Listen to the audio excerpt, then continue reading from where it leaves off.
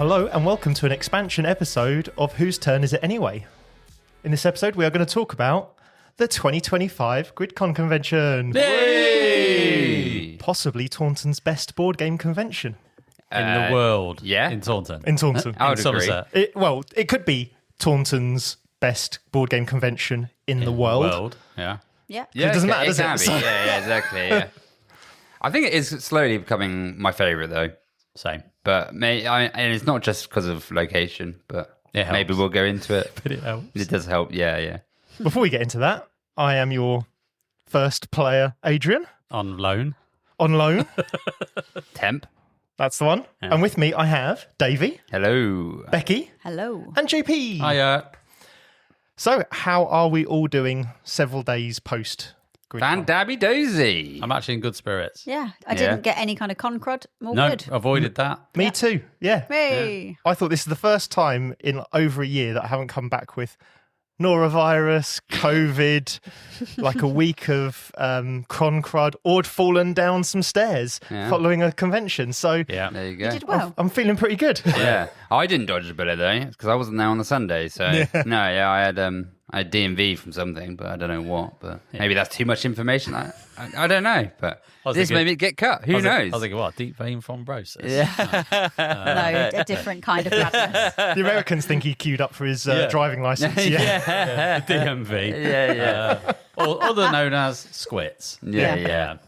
So I missed the Sunday, but other than that, I actually felt all right the next day. So Nice. yeah, Just needed purge and I just then need. good. Yeah, that's it. It was the purge. Exactly. But I was tired the Monday. We'll get into why that was the case. But other than that, got over it pretty quickly, and it was pretty good. Yeah, Good spirit. Good Looking forward spirits. to next year's. Yeah. Yeah, Yeah. exactly. But we got to bring this con to life for our listeners again for the fourth time. I think it's got to be that, isn't it? Fourth. Yeah. The Yeah, first. So- fourth time. It's actually my fifth time. but Yeah. Our episode has covered it. This will be the fourth time because we did GridCon 3, I think was our first ever in 2022, Yeah. people. Oh. Where we was all little babies in our Pampers and as a podcast. So, yeah, it's been a while. It has, doesn't It it? feels like it is. Yeah, crazy. Jeez, That's good. Louise. But we love covering this one, don't we? We do, yeah. Especially when Adrian has to pronounce GridCon. Hey, I did it successfully He this did it time. You did it first time. You did it first First time. time. Yeah, there's no grim. There's no grim. Go back to listen to those bloopers. Like I think it's on one of our first blooper reels, isn't it? it's Or on- number 2 or something. yeah. It's Can I Get a Rewind Volume 3? And I know because I re-listened to it today. Oh, did you? Ah. Because I just thought, oh yeah, that GrimCon outtake, I need to listen to that. And I listened to it, and it's still funny. Don't look at me. That's all I remember Still from funny. that. Is, But just don't look at I me. was just giggling for ages. We could not progress No. with the episode. this is why I like Adrian to host this one, just in case Just we in get case. some comedy gold out of him. Nah, you But- only do that once, let's face it. yeah, but we'll see.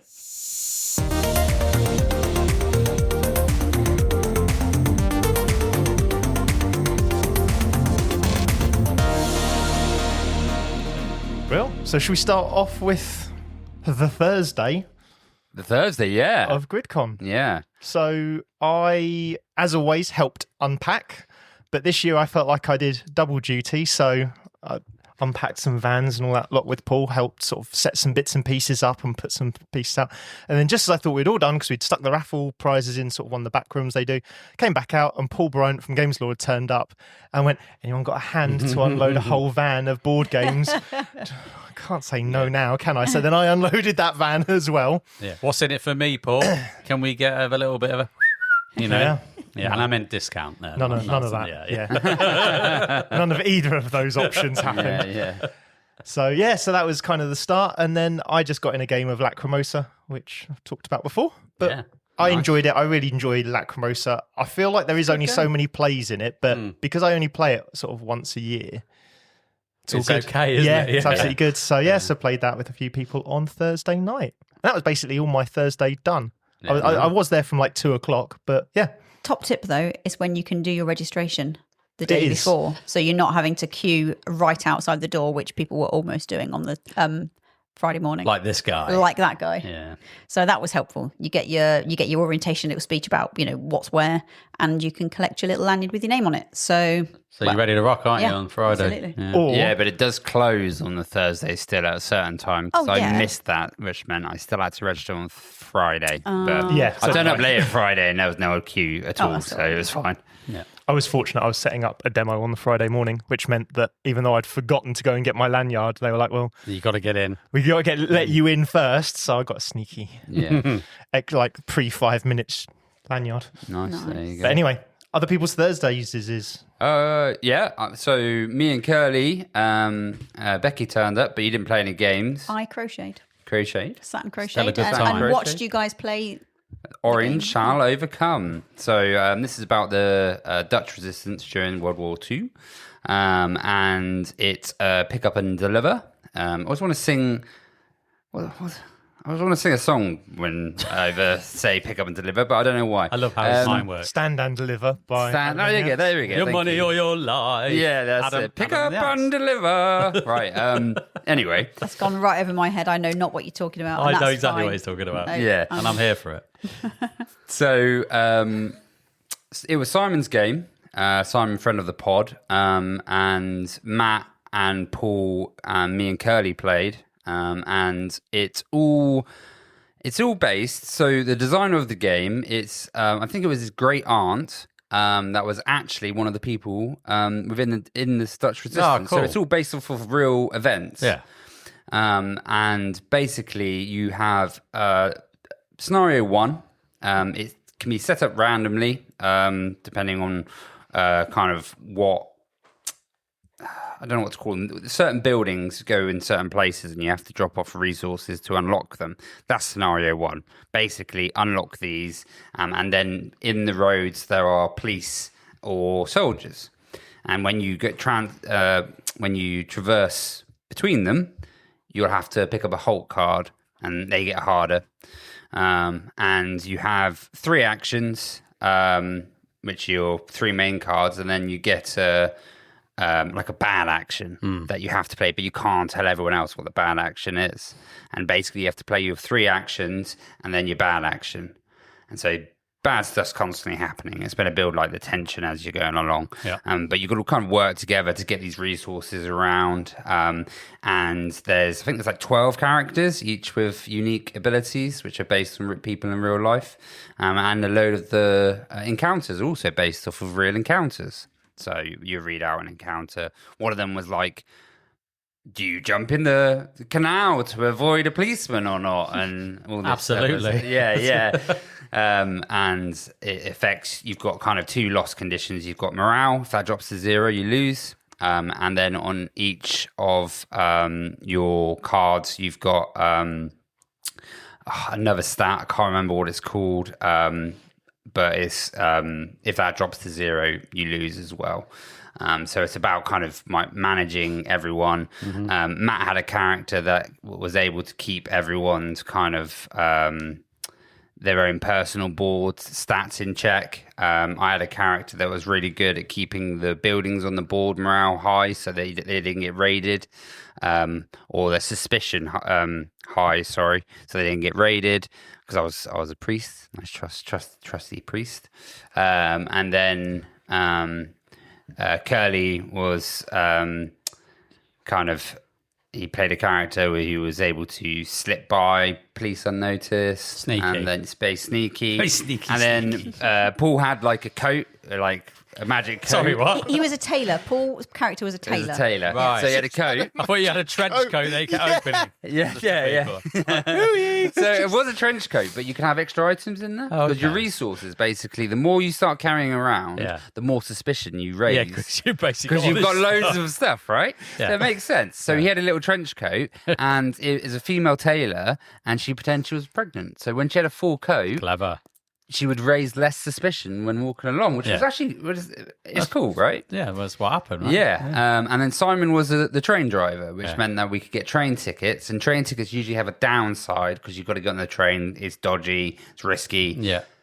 He kind of negated a lot of that. So we were able to all work together and get the first scenario done. But it was close. Like, I think we were left on like 3 or 4 morale. So yeah, it was a cool game. Like you'd pick up resources, what you could spend resources in certain locations to do things, or trade it in between to turn into a different resource.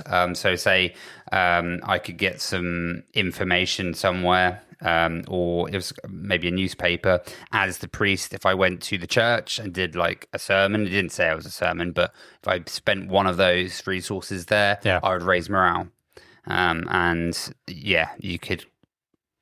They had lots of different buildings like that, so it was great little pick up and deliver game. Great theme, very different. Love the theme of it. Yeah, and I think that's kind of what carried it, because I think otherwise, it's not that it was a basic game, but the theme really pushed through, and it helped. Like, kind of you got into the spirit of the game, and it just worked. So yeah, I would definitely recommend it. I really liked how they had a booklet in there as well that kind of told you a bit of a biography of each character, because like you said before, they were based on real people. Yeah. And I just think that extra little bit of thought by the designers and to kind of help enrich the game, it's just a really nice touch, isn't it? Yeah. I thought it was really good. Yeah. I definitely think it probably helps. Though I think it was his aunt, his great aunt, that was obviously in the game, but she was the last one to pass away. I think it was about 3 weeks ago. So, oh wow. Yeah. So it obviously holds quite a lot to him as well. Yeah. So yeah, great little game actually. Yeah, I have to start the con off. I have to give Paul and Matt a shout out. They're our supporters, and it's always great to game with them. We love those guys, and they're just fun to play with. And Simon as well. Simon, yeah. So and Simon, the first time we met was Rumgate. It was Simon. Was he really scared of bringing his new baby game Yeah, near you? Like, yeah, play it, but Davey's got to sit in the corner. Yeah, I did have a Bailey's. I think that would be worse if that was spilt on the That board. would be very That sticky. would it'd be sticky, wouldn't it? Sticky and milky. Claggy. Yeah, all over there. Really nice screen printed minis, I thought, on that game. It was really nice. pretty game. Yeah, really good. Yeah. No, cool.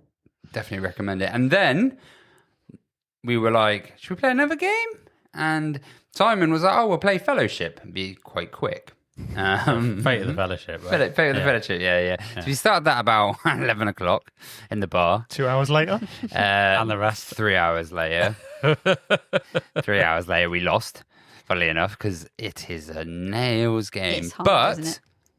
I enjoy a game that's like Pandemic. It's so different, but it has the same core mechanics there, but it works. Yeah. The 2-character, unique abilities, the way you kind of have to work together.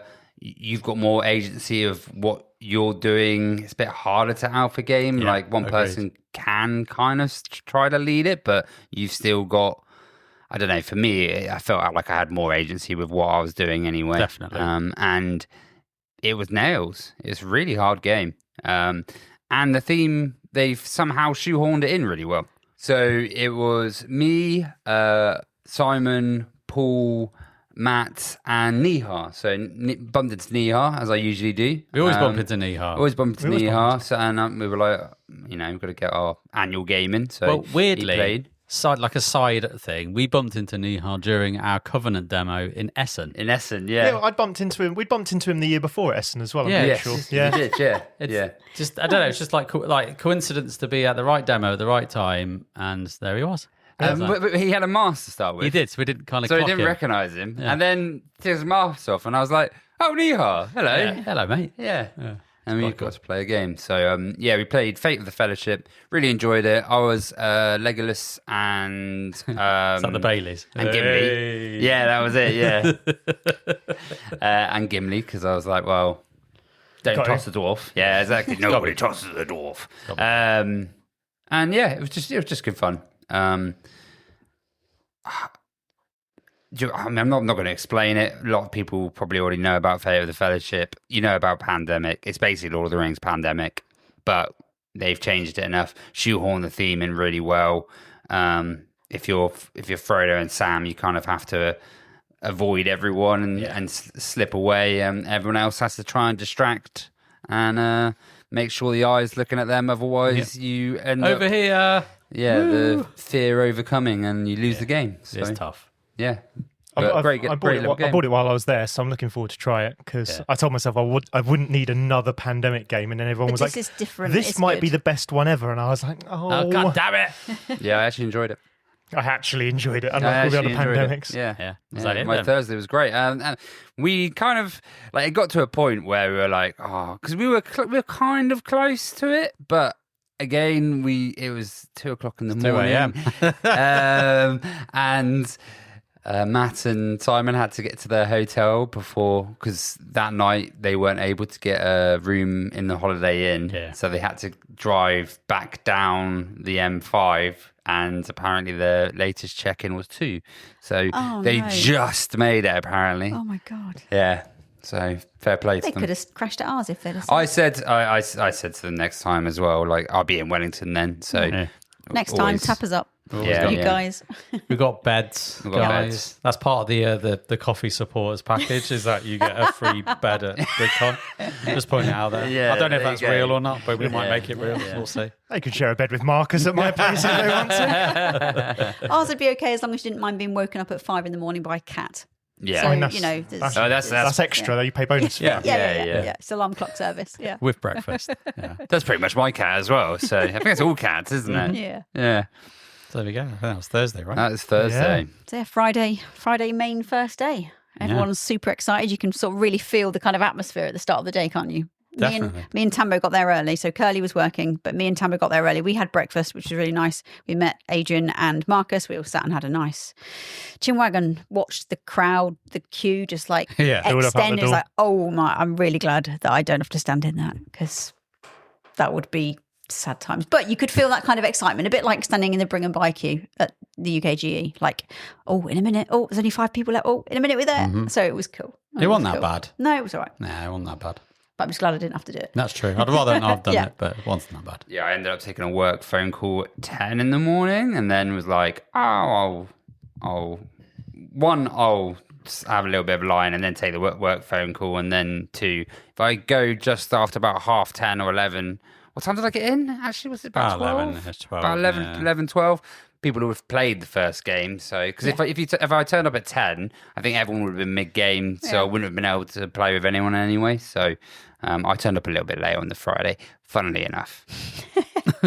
I kicked off with Tenby with me, Marcus and Tambo. So I think Marcus and Tambo, they hadn't played before, but it's a really easy game to teach. And yeah, I think everyone enjoyed it. And it's quite a quick game. It hit the table a It lot. got a lot of love. Not Yeah. just my copy, but Paul's copy from the library was taken out of the library quite a few 11 times. times, I think it Yeah, was, wasn't quite a it? few times. Yeah. So it was getting a lot of I think the Just- top justified- second contender of the library. justified plays, I think. I think the Mighty Boards picking it up has got its popularity Yeah. out there a lot more as well. But I mean, I've not played it yet, but you've played it back before it was cool. Yeah, before Right? everyone knew it was cool. Yeah. No, it was still cool then. It was cool. It was still cool then. because we met the designer Benji, Yeah. right? And Benji Such a reached lovely out. guy. It's just a really nice. It's nice. It does what sort of city builders tend to do, which is like adjacencies and stuff like Yeah. that, but does it sort of in a 2D road, but you can have Yeah. multiple rows, as many rows as you want. So it's Yeah. doing that city builder thing, but it's keeping it simple at Yeah. the same time. There's no, And you got 10 turns, fairly quick. yeah. It's just nice. It's just nice. Yeah, I did see a lot of love for it. Yeah. Then I cleaved on to Kutna Hora. My first ever playthrough of that, which was I was surprised you played that. Yeah, well, How did that happen? Yeah. I see Mike at work quite a bit, Okay. and we talk about games we've played, and we usually talk about Ark Nova. Bah, bah, bah. Rover, yeah. Barbara. Yep, knew that was coming. So yeah, we usually talk about that, and he was saying that he'd played Kutna Hora a lot with Steve Cooper, Yes. and he was like, "Oh, I think you'd like it." And I was like, "Oh yeah, happy to give it a go." So yeah, I played through it with 2 other people. I think one of them hadn't played before and one had. So it was a 4-player game, and it was really good. I think Curly would like it because there's quite a lot of stuff going on, and you can kind of cleave on to like do this to make it better for that, and then if you've done that, it's bonuses for this. So it's not quite. So marker manipulation with Yeah. some mining. Yes, Yeah. sort of, and yeah, kind of placement type, sort of With map with placement, that with sort area of thing. control or Yeah, like map which is- placement. which is not normally my my first choice, but I actually really enjoyed it, and I would like to play it a second time because now I know what the point of everything is. Yeah. But it was a really good. It was a really Well, good, we've got the pod's got a copy. Yeah. So So Rob's house. Oh, cool. Yeah. So Mike did a really good teach. So thanks to Mike for that. Really enjoyed the game. yeah. That was most of my morning, really. Yeah. Fair enough. So I got in the queue while you were playing Tenby. And then we kind of bumped into Jimmy, Board Game Jimmy, and Mark Ellis as well. So they're always good to chat to those two. They're always good fun. Good laugh, aren't they? Yeah, they were good laugh. So just chatting as we went in the queue. It's, I don't know, 15 minutes, got in, bish, bash, bosh. And Rob was like, I really want to play Outer Rim. I really want to play Star Wars. Right, come on, Rob. Let's play Star Wars. So we basically set that up. I'm not going to explain Star Wars Outer Rim. It's been out for eons, isn't it? It has. Yeah. Most people know what it is. Star Surprised Wars. it hasn't got another expansion though. That's one thing that surprised me. Because it's only got one expansion, isn't it? Yeah, it doesn't surprise me because it's fantasy flight game, Yeah, so it fair. doesn't surprise me anymore. So we played that with the unfinished business expansion because it's mandatory. Yeah. So we kind of played that, finished that through, and it was just quite cool. It was nice to play it again. It's not my favorite game. I think after playing it, I kind of realised that I used to really enjoy Outer Rim, and now I just think it's fine. Okay, Do you know what I mean? Yeah, I think it's just one of those games where You've played it a couple of times. You've seen what there is to see. Yeah, and it's okay. Yeah. And I would play it again, but it's just not my favourite anymore, and that's fine. Not leveled up, but moved on. Well, some games are like that, though, Yeah. aren't they? You've just got your fill of it. Yeah, it's done. It's a good game, but you're done. Been done. But then the game I'll talk about properly is I went to get a drink, as you do at the bar. Mike Dennis from Ready Steady Play sauntered in. He went, JP. I said, hello, Mike. And he said, let's get a game. I went, cool. I said, today's a great day because I don't have anything booked. So Friday I've left completely open, which I like to do at GridCon, so that I have this opportunity to kind of react to situations and see where the mood takes me. So I said, cool, well, I'll hit you up after this. I'm playing Outer Rim. So basically that finished. Ended up wandering over to his table, and I'm going to name drop now, and I don't mean to be that guy, but it is a name drop thing. So we had Mike Dennis, we had Mark Dainty from Not Board Gaming, and David Turczi from David Turczi Designs, and some chap called Michael, who's just a friend of Mike's. Friend of Mike's. Yeah. And we all sat down and said, right, what are we going to play? And Mike said, can I be a cheeky git and put my prototype on the table? And I went, And you have to try and pretend like, oh, do you have to? I was like, well, I'll play when actually anything. you're super excited and I'll play anything. And he said, I'd really love to get David's critique. And David was just like, in fairness, it depends on what genre it is, whether I can give you any feedback or whatever. And then he showed the box and said, yeah, this is not typically my game, so I don't think I'll have many notes because it's just not where his brain is. So it's like, fair enough. But we played it anyway, and we had a game. So the game was called Chrysalis. So it's not even out. Obviously, it's in prototype form. It's pretty much print and play that he kind of knocked up. And it's about caterpillars. nice. Ah, that's what those were. I saw you playing them. There you go. And I remember I came over and I was like, what are you playing I've got there? pipe cleaners. Yeah, that was It it. looked hilarious. It looked quite funny on the table because Yeah. it's just like, What are you doing? why is there just a load of pipe cleaners on the table? Yeah. This is really odd. So basically, the game is a spatial puzzle game where you have this board of your own with caterpillars on. Your caterpillars, as we said, are these pipe cleaners of various different colours. So that means you can bend them around and put them into shapes because it's got a metal thing in the middle. Yeah. And you've got caterpillars that grow from like level 1 to 5 because that's how caterpillar growth works, right? From level 1 to 5. Yeah. I've read that in lots Which- of books. Yeah, which means that's the amount of squares in the polyomino shape that they can take form. So if it's a 1, they're just a single square, and if all the way up to 5, all the different combinations of 5 squares and shapes that you can do. And you can kind of do different things where you've got in the middle of the board, it's shared between you. You've got 3 gardens, and each garden's like a 5x5 grid. And on the garden, you've got leaves, you've got flowers, and then around the edges, you've got these trees, which are kind of face down, which has different scoring amounts on, which is kind of used when a garden's filled up. So basically, on your turn, you can kind of grow your caterpillars, you can move the caterpillars, you can put them onto the garden. And it's quite tactile because it's like, okay, I've got a level 3 caterpillar, so I'm going to put them there. And I know that's like a corner shape of 3. And you did this literally twisting this caterpillar up into the shape of an L. And then you put it on the board. And if you're on a flower space, you collect flowers, which is always nice because you can always trade 3 flowers of the same type to get extra victory points.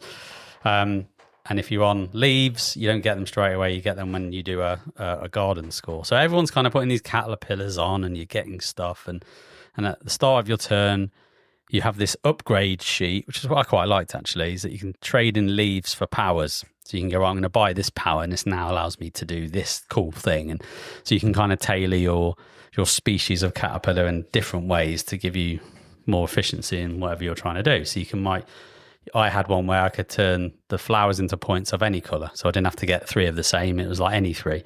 So it made that a lot easier to spam. But as soon as a garden is full, you instantly trigger the scoring of it. And whoever places the last one to trigger it will get to score all of their coloured caterpillar spaces as points. And anyone else that's got a 5 caterpillar on there will then score their 5. And again, there are ways to modify that and all that kind of stuff. And then for every shape that you've put in, you then kind of put one of your butterflies onto the shape on the garden, which correlates to the score in the face down tree that you don't know, unless you peek at it. And there's ways of doing that as well. So yeah, you kind of just keep going, you're doing this thing, diddle-a-diddle, all the way up to 50 VPs, and then the whole kind of game's done. And it's like an hour game. I think it took us a bit longer because we were dicking about and having a bit of fun, but messing around with caterpillars. Yes, pretty much. But I actually quite liked it. I thought it kind of reminded me of like a Splitstone Games game.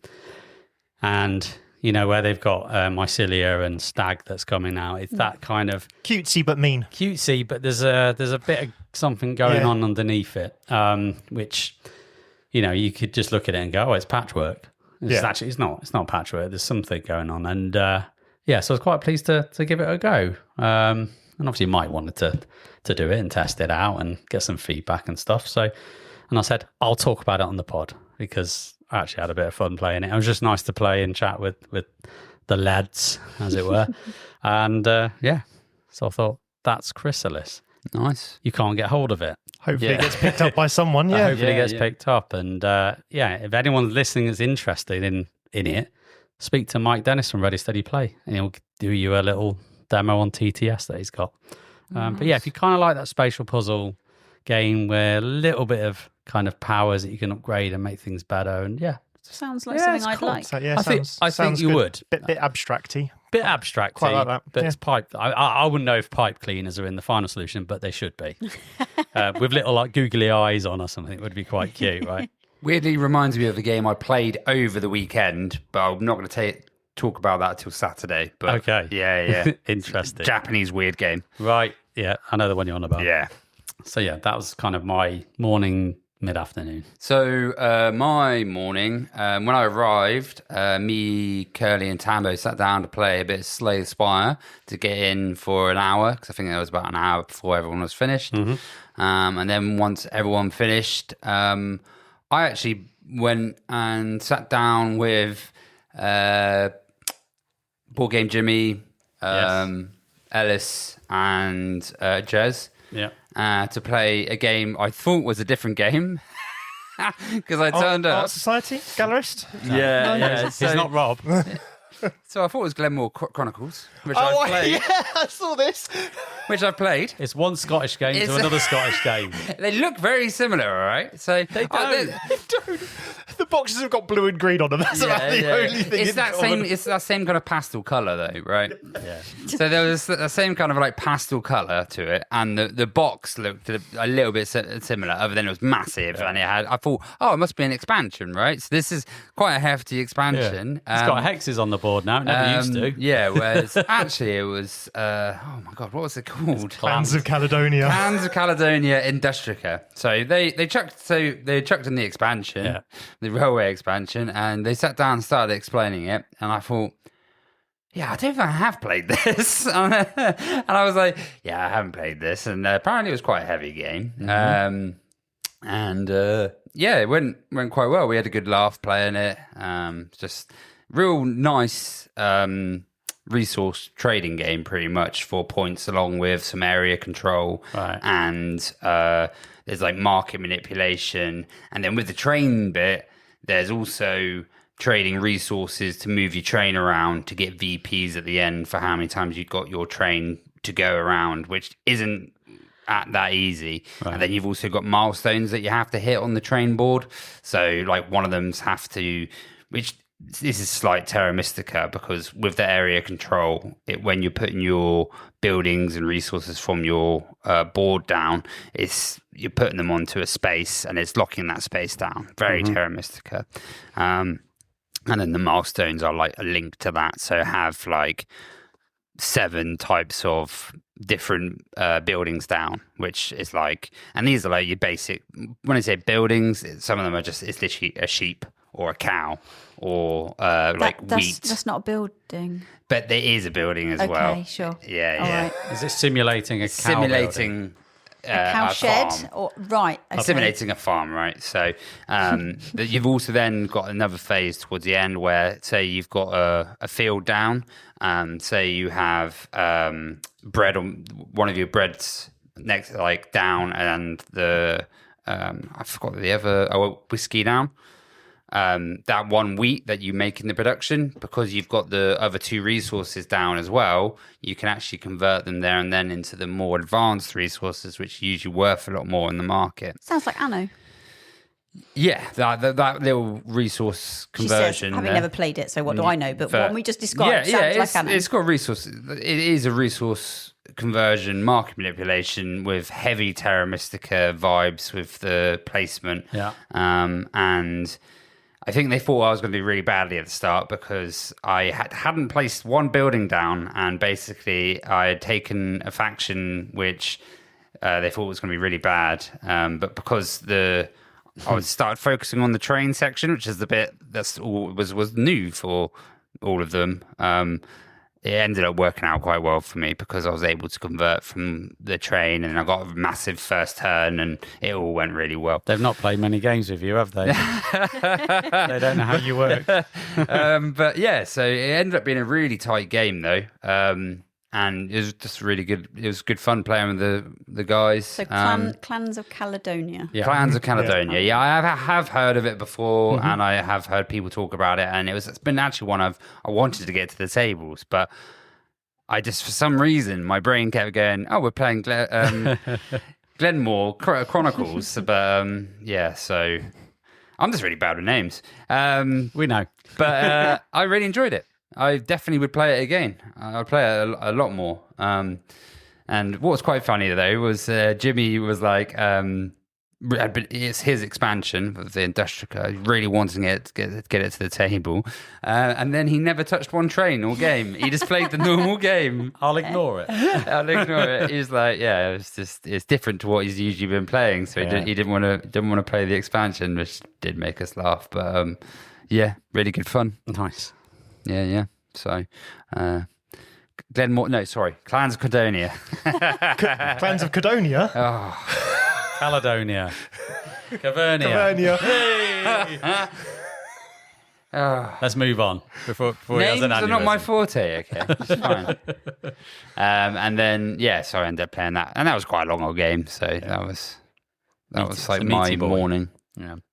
How about you, Adrian? Yeah. What were you up to? I demoed I most know. of Friday. So I'd signed up to do a few demos for Paul, which I really enjoyed doing them. But and thankfully, and I think he does this on purpose, he put them all into one day so that I could kind of think about what I needed to do for that day, get it done, and then enjoy the rest of the weekend, which was lovely. So I think I mentioned them before, but I've played Tianxia, or I demoed Tianxia from Board&Dice. I think I talked about it quite a bit in a previous episode. Two more thoughts about that, which is that it's a massive table hog. Yeah, so impressive. I tried to play it a week before. My friend's got like a little pop-up table. It's not like a full dining room table, but it's close. We could literally just get the main board on it. We were like really trying to perch player board and just decided to give in because it was just not going to happen. But it is a real table hog for what it is as well, sort of thing. It kind of needs to be because of all the tracks and that, but yeah. And then the other thing is there is a step where obviously one of the things you're doing is defending the wall. And a bit like in the Great Wall game, as you defend the wall, the person who's defending the wall the best gets more points. So you do, in the first step of any attack, you work out who's defended the wall the best, you give them 7 points. And then the next person gets 4 points, the next person gets 2 points. Then they attack the wall, because they might wipe out the governors behind the wall, which is not great. Bad. Yeah, it is a bad thing. Then what you do is you go back to the person who won the wall section, that first bit, and count up the number of governors that are still survived behind their bit of the wall.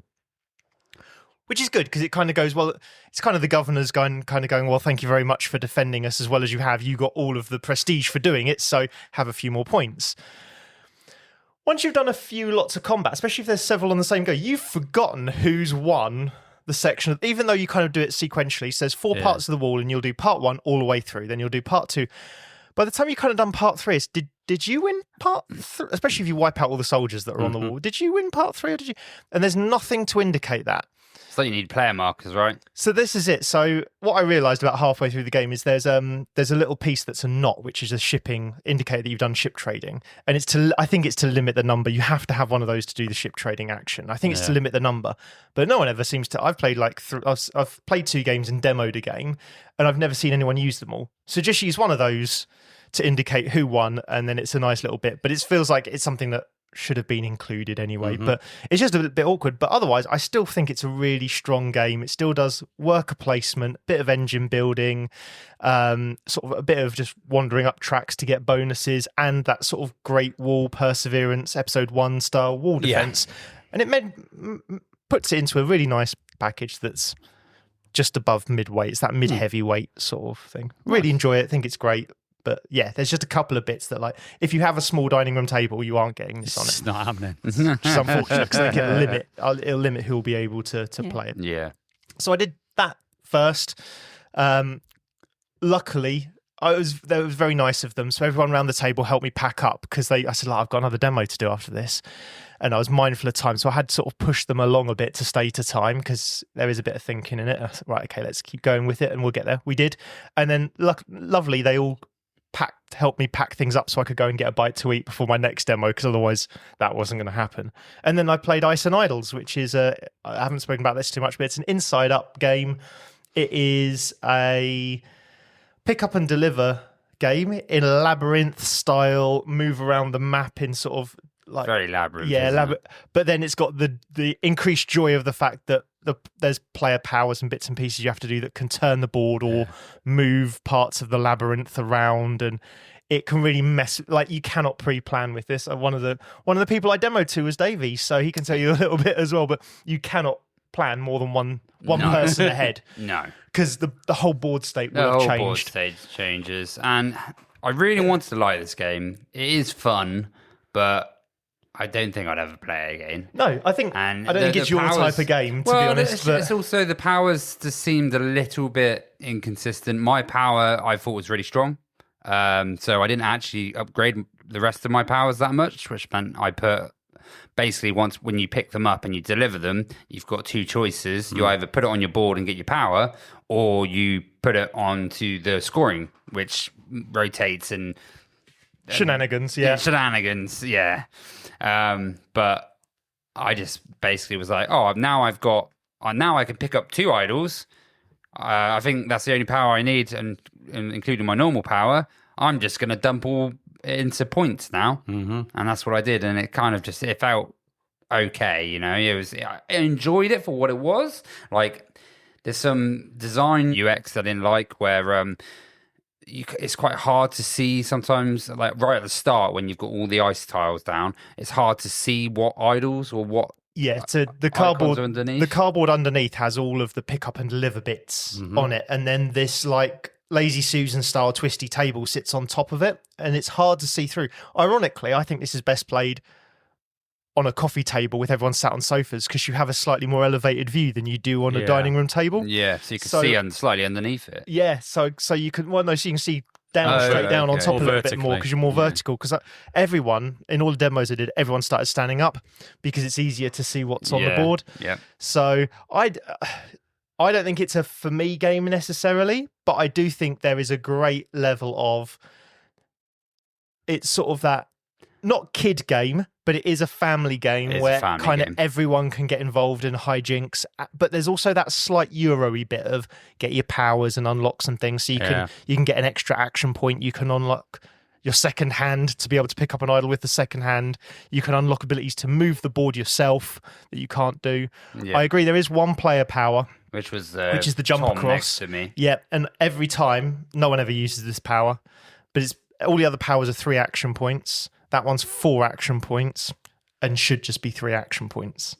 Because for 4 action points, you can normally... So the idea is you can jump either over missing spaces where the bit of the ice has collapsed, like the ice maze has collapsed, or you can jump over a spot where you can literally just jump over the tile.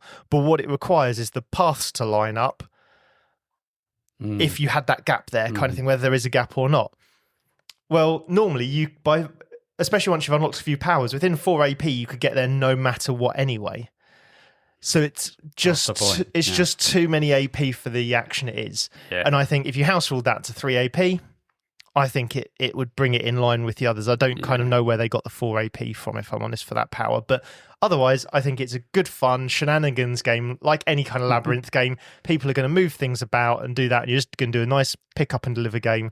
And then there's a cool spatial puzzle with how it's like a connect 4 without the actual needing to connect it, where you kind of, you pick the lowest place on a rung and you put your cube down, and at the end of the game it'll be worth X number of points, but you can change how many points it's worth as you go along.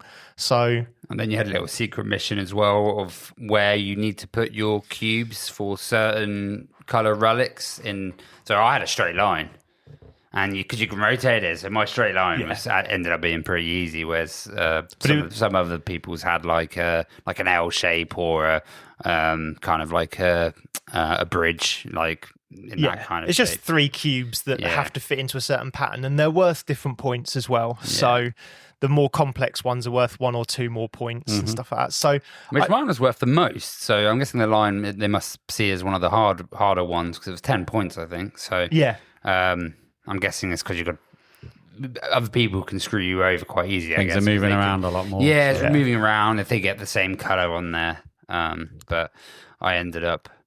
I think I got it in a horizontal line because you can rotate it as well. So I got it in the horizontal line rather than the vertical. But I did enjoy it. But there was just it was something that just wasn't quite there for me. But that's obviously my opinion. But I can definitely see a family enjoying it, and it's that kind of low to midweight. Yeah, it's a family weight shenanigans game where just stuff happens and you'll deal with it as it happens. So I did 1 demo of Tianxia and then 2 demos of Ice and Idols. Nice, fair enough. What did you do in the afternoon, Beth? My afternoon, so we popped and unwrapped and everything Stu's copy of Obsession with the Wessex expansion. That looked good. Yeah. So may have mentioned Obsession before, but if those of you who haven't heard it, basically you are trying to level up rooms in your fancy pants mansion. You are a posh family trying to kind of win the affections of a couple of, like a brother and sister, I think. They're kind of not Regency, Victorian age, I would say. Yeah, you're supposed to be like a down on your luck sort of, not royal family, but sort of family, aristocratic family, but you're a bit skint. So you're then trying to marry into the family that's got loads of money, and it'll be one of these 2 people that you can marry into and court and stuff like that to get yourself a bit more you're money. like 300th in line. Yeah, basically. So you're collecting... it's like Grand Design mixed with another reality TV show. Right? I was thinking King Ralph. King Ralph, yeah. That's an old movie reference. So you're attracting kind of visitors to your house of either regular prestige, casual guests they're called, or prestige guests, which come with higher requirements of servants that you need to have available at the time, which kind of rotate. So if you use them this turn, they're going to go in the kind of exhausted section, then the kind of servants room, then the next turn they'll be back, ready to perform their duties again. So you've got a handful of cards, and the cards you have in your hand, you just keep going with that until you've basically used up all of your servants available to play these cards in certain rooms, which then get you either reputation, meaning you can play better, more prestigious guests and better, more prestigious rooms, you buy extra rooms from the shop, for want of a better word, and you're basically blinging up your house with better attractions to woo people into your house and garden. Just nice theme, really funny pictures because they're all kind of Victorian, maybe a little bit older than Victorian. I don't know what I would say, end of the 18th century, start of the 19th century, I suppose. But some of the hats and some of the moustaches on these people are epic. Epic good. Nice, and you get like kind of dodgy, very disreputable people that come to your house as well, but they usually give you a load of money if you play them. But you mean cads? Well, potentially. Cad on a bounder, sir. Cad on a bounder. I had one who was an American, Was this from King Ralph again? JP. She was Just quoting references. an American, I don't know, high society person who was clearly like, and you play her with any of your like male cards and you're going to get loads of like negative reputation, but you're going to get like £900, which is a lot of money in this game. Yeah. So you might try and play her just to get the money to buy the nice room. Why do you think she does that? How do you think she gets all that money? It doesn't ever say. It doesn't, no. Yeah, it's pure speculation. Pure speculation. She has a lot of fans. Yeah. Right. So of the only room. Yeah. Well, she, you know that the picture is of a very well-to-do lady. She just got a little twinkle in her eye. That's all it is. No, back then it was lonely fans, wasn't it? Yeah. So you're kind of playing your cards, getting reputation, getting money. Certain things give you VPs at the end. And it's only over, I think, 12 or 13 turns, so it's quite a rapid game. I would say fairly midweight. Yeah, I think it's fairly. I don't know about with the expansion. Fairly standard. I think it just adds another family, and there are other bits that we didn't play. We just played with the Wessex family. We didn't play the upstairs, downstairs. Expansion bits or anything. You mean Rang My Lord expansion? You've got the servants who live upstairs, and you've got the downstairs posh people. Yeah. Oh, nice. But there's a way maybe that increases more servants or more. I don't know. We probably adds more rooms as well, right? May well do. Yeah, it does. It adds more worker placement people and more rooms for them to work. So. Cool. Yeah, I like to look at that. It's fairly easy to understand. You can only play the cards that you've got the servants for. They've got nice iconography. Good to play. But nice, really, really nice. It's basically three mechanics that work together really well. You've got the sort of the column builder sort of action point rooms that's going in. You've got a hand builder, and then at the same time, you've got the workers who rotate in and out. Yeah. And so it's just trying to make the most of those three to fit together. And then it's got the thing that I've noticed is happening a few times, we'll probably talk about one in a second, where the first round are the more purple rooms you have, they're worth more points. The second round, the more green rooms. Then the third round, the more whatever, blue rooms or whatever. Well, you'd think it'd be each one, wouldn't you? But the one I was collecting the most of never came up. So I had about 5 different pink houses. There's one room that doesn't come up in the game. Yeah. And then at the end of the game, you score all of them that have come up before. So only that one type of room won't score at the end of the game. The one I had all of them. Yeah. So that was... So you're very Terra Mystica and Covenant and everything else pretty much adding in. But it's I do like the mechanic. It's a good use of the theme. If you weren't interested in that kind of period of history or pictures, you could still enjoy the game and understand what you're trying to do. Yeah. But if you kind of want to laugh at, crazy handlebar moustaches and big old hats, it's good for that too.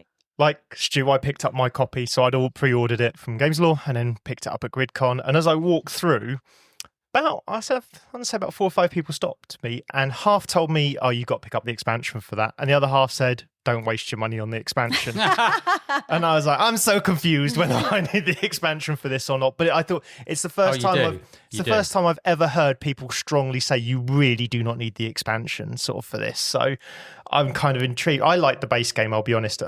I don't know whether I don't think I was going to get the expansion anyway, but the fact that some people said to me, you don't need the expansion it adds, unless you're playing solo or want to play with an extra player, there's very little you're going to gain out of the expansions. I was like, oh, okay, all right, that kind of saves me some money. So, but yeah, I do like Obsessioners. I think it's good. I enjoy playing it. I was intrigued. Nice. So for me, my afternoon, I was playing Star Trek Captain's Chair. You did. So happy. Because Mr. Turczi said, "Oi, you, JP, would you like to play test one of the new decks?" And I was like, Could you have gotten out of your chair any quicker? I was like, let's go. Let's do this. Let's do this shit right now. And off we went. So David had brought 2 suitcases with him, and in these suitcases are these 3D printed Star Trek ships. He said, I met him on the Thursday, I think, and he was like, I've got 2 suitcases of Star Wars ships, of Star Trek ships, sorry, of Star Trek ships. Wrong franchise! Wrong franchise. Yeah. They were all from Babylon 5. Stargate SG-1. Yeah. Quality. So, Farscape. Farscape did. I really love Farscape. Apart from the last season. Yeah. So other than Trump trying to call all the AI merging together Stargate, and it's like, oh my God, what's going on? God, I don't know. I don't know. Anyway, but yeah, he said, I've got 2 suitcases. They're quite heavy, actually, just full of Star Trek ships. And I was like, oh, okay, but there's no 3D models in Captain's chair, to my understanding. The reason why he's done it, obviously because it's cool, but also is because he's play testing a lot of decks that he just literally, does in his mind. I think one of the decks he told us he created in an hour. Right, literally, he watched an episode and created a deck in an hour. And he said it wasn't balanced, but it was pretty much the mechanics were there. So he doesn't have all the ship tokens and everything. So he just thought, sod it, I'll just 3D print them, and they are cool. I have to say, you do not get 3D models of Star Trek ships in the base game or any game. You'll never get them. You'll get the flat ones, which you don't need these 3D ships, but it's quite nice to play. So I played a deck that I cannot talk about against another deck that I cannot talk about. But it was fun. Yeah, you 2 look like you were having a whale of a time. Yeah. And I was just lost into this game, and I haven't played it for about 4 or 5 months. My thing is to you're playing against a designer, you just don't want to suck. You're not going to win, but you just don't want to suck. Right? Yeah. And I was happy that when we finished, it was an 8-point difference. Oh, nice. So he got 103, I got 95. And I was like, you got to take that as a win. Yeah, that's a win. Yeah. The designer. Yeah. I'm having it. So I kind of finished the game going, yeah. It's like I won. Yeah. I basically had won in my own little moral mind. victory. But if I'd have beaten him, I would have had to gloat that shit in front of his face. And that would have been amazing. Winner. How many times could you say have you beaten the designer? Yeah. Especially if it's I David think Turczi. it happens quite a lot, if I'm honest, because designers are good at seeing stuff, like how they fits together in the background, right? But aren't necessarily the ones who are good at... So I've played with David's play testing team before. Yeah. And on your holy shit. On your little holiday. If you want to feel good good about yourself, and I don't mean good, I mean absolutely awful, and you think, why am I even bothering with board games? Go and play against them, because they will rinse the crap out of you. And they're just like another level. It's like playing against AI or something. It's just it's ridiculous. But yeah, they are very, very. We'll send very Davey good. and see how they do then. Yeah, I think Davey's probably out of all of us. I will lose. I will lose. Yeah, he's got. You're the best hope. That we have. You and Curly are our best. Your hope. only hope. Just figure it out. Yeah. But no, it was a great experience, and it was good to play a deck. And Is there any idea when these new decks will be out? Or the ones I was playing, I know was from Wave 3, and Wave 2's not out yet. Oh, okay, so it's on the horizon, sort of. But event I can't say anymore horizon. Because I'm not allowed. Yeah. Event Horizon. Yeah, different franchise. But yeah, that's. Is there any sci-fi franchises we've not left unturned at this point? There's plenty, but let's probably move on. And then we did go and play Covenant. And then we played Covenant. So if you haven't heard about Covenant, it is about dwarfs mining down into the mountain, trying to keep their dwarf king happy while killing orcs. So it's a quite new Lord of the Ringsy. Yeah, it's just doing what dwarfs do. So it's a new Devir game. It's a worker placement, but you have your own kind of set board, where you place your workers. You power up your workers using beer, nice dwarfy things, and also you it's very combo-y. So you power up your worker placement actions. You can not only get a better forged version action of that, which when you place it, you get stuff. You can also then put a little upgraded token on that, so that when you do that action, you get other stuff.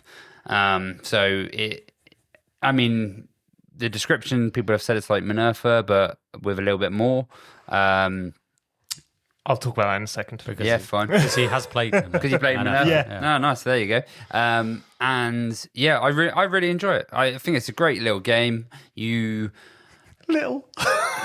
Little game. It's like a medium weight for me. It's medium heavy at least. Yeah, medium heavy. Yeah. Is it in a small box at least? It's in a standard Devir box, Okay. so it's a standard Devir. box. Oh, Yeah, it is. Smaller then, on the smaller end. There's a lot. It's a standard Devir, and they fit a lot in the Yes. boxes, right? And all the pieces look like they're already up. Like they look like what you'd buy in an upgrade pack quite often. Yes, they do. It looks amazing. Like all the little carts. So I'll go through it. So you've got from the actions that you've got, you can mine.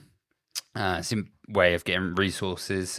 Most of your actions also then give you an upgrade on a certain track, and then when you hit little markers on those tracks, you get things. So when you mine, you go down the treasure track because you're mining deeper into the mine. You're more likely to find different treasure. Then you also flip a tile on the board, and depending on what color like gem it has on this tile, when you then build buildings onto it, it gives you different bonuses. Different buildings give you different things. That's the only downside to it, is you have to keep referring to this little manual because the building resources, they don't quite make sense to what you're getting, right? The base building, the cottage building, that makes sense because you put a blue thing on. You put a building on a blue thing that gives you a blue resource. That makes That's sense. fine. Yeah. A lot of the others are like, well, these ones give you 2 victory points. These ones give you 3. These ones give you 4. But it's not explained anywhere. It doesn't say it anywhere apart from in this little manual that everyone has. Yeah. So you mine to get the resources. You can only hold a certain amount at the start.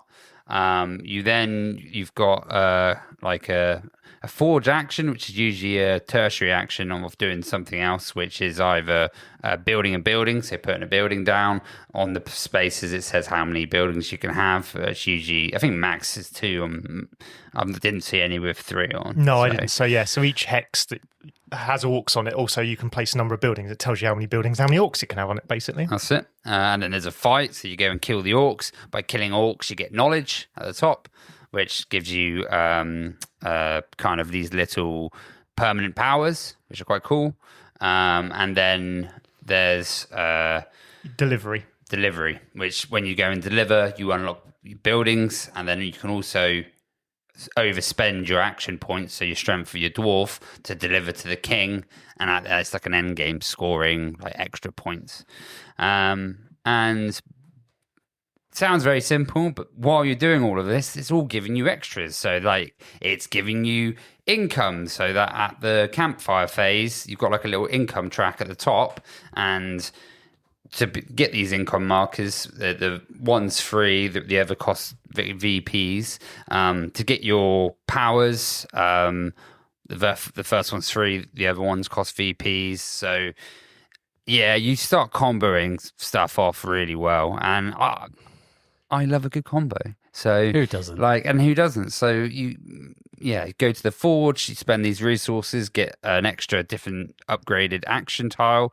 In fact, they're not usually upgraded action tiles. They're just different action. They're just it's the same action tile. Again, it does 2 things though. It allows you to, because it's an action, it's a worker placement spot, so it allows you to do the action a second or third time, That's or it. however Around, many, yeah. which is great because quite often you'll want to sort of semi-specialize. And the other thing it does is every time you place one of those, it unlocks endgame scoring, which there's 2. Each endgame scoring thing has 2 slots. Yes, it. So you can choose whether or not you're going to kind of go wide with your endgame scoring and do a little bit of everything, or whether you're going to kind of go down 1 or 2 avenues, and then you'll unlock. What's underneath it? Yeah, so you'll unlock the same endgame scoring twice. Yeah. Oh, yeah. Double sorry. bubble. So you kind of, if you're just going to build loads of buildings, you go down the one that's about buildings, and you put both of your extra workers, like these work placement spots, in those sections that score that end game scoring. That's it. So And there's- then when you place it on there, you also gain the benefits underneath, which is like keys, so that when you kill orcs, to start with, you can only hold 2 orcs in your jail. You can hold more, but when it comes to the check of the end of the round, you have to go down to however many key slots you've got, and you start with 2, so you can have 2 orcs in there, and they give you VPs. You can't have orc jail overpopulation. That's what they're saying. It's inhumane to keep too many orcs in one. So you just kill them. You just kill them, Nice. and then That's get rid of nice. them, and then that's Okay. humane Yeah. again. That was my takeaway from that part of the game. Sure. You've got 2 beds, guys, and you 2 are dead. Yeah. Yeah. So that was that's orc jail, and then it had the VP scoring mechanics. So at the end of the round, the campfire would go down. You'd get your income. You'd do like the little scoring bits, and then you'd look at what your main goal was for that round. And this was very similar to what you're saying about with Obsession, where that goal for that round might be what place houses on the green tiles or dark tiles or the light tiles, which the dark or light tiles didn't mean anything. They were just a different tile type.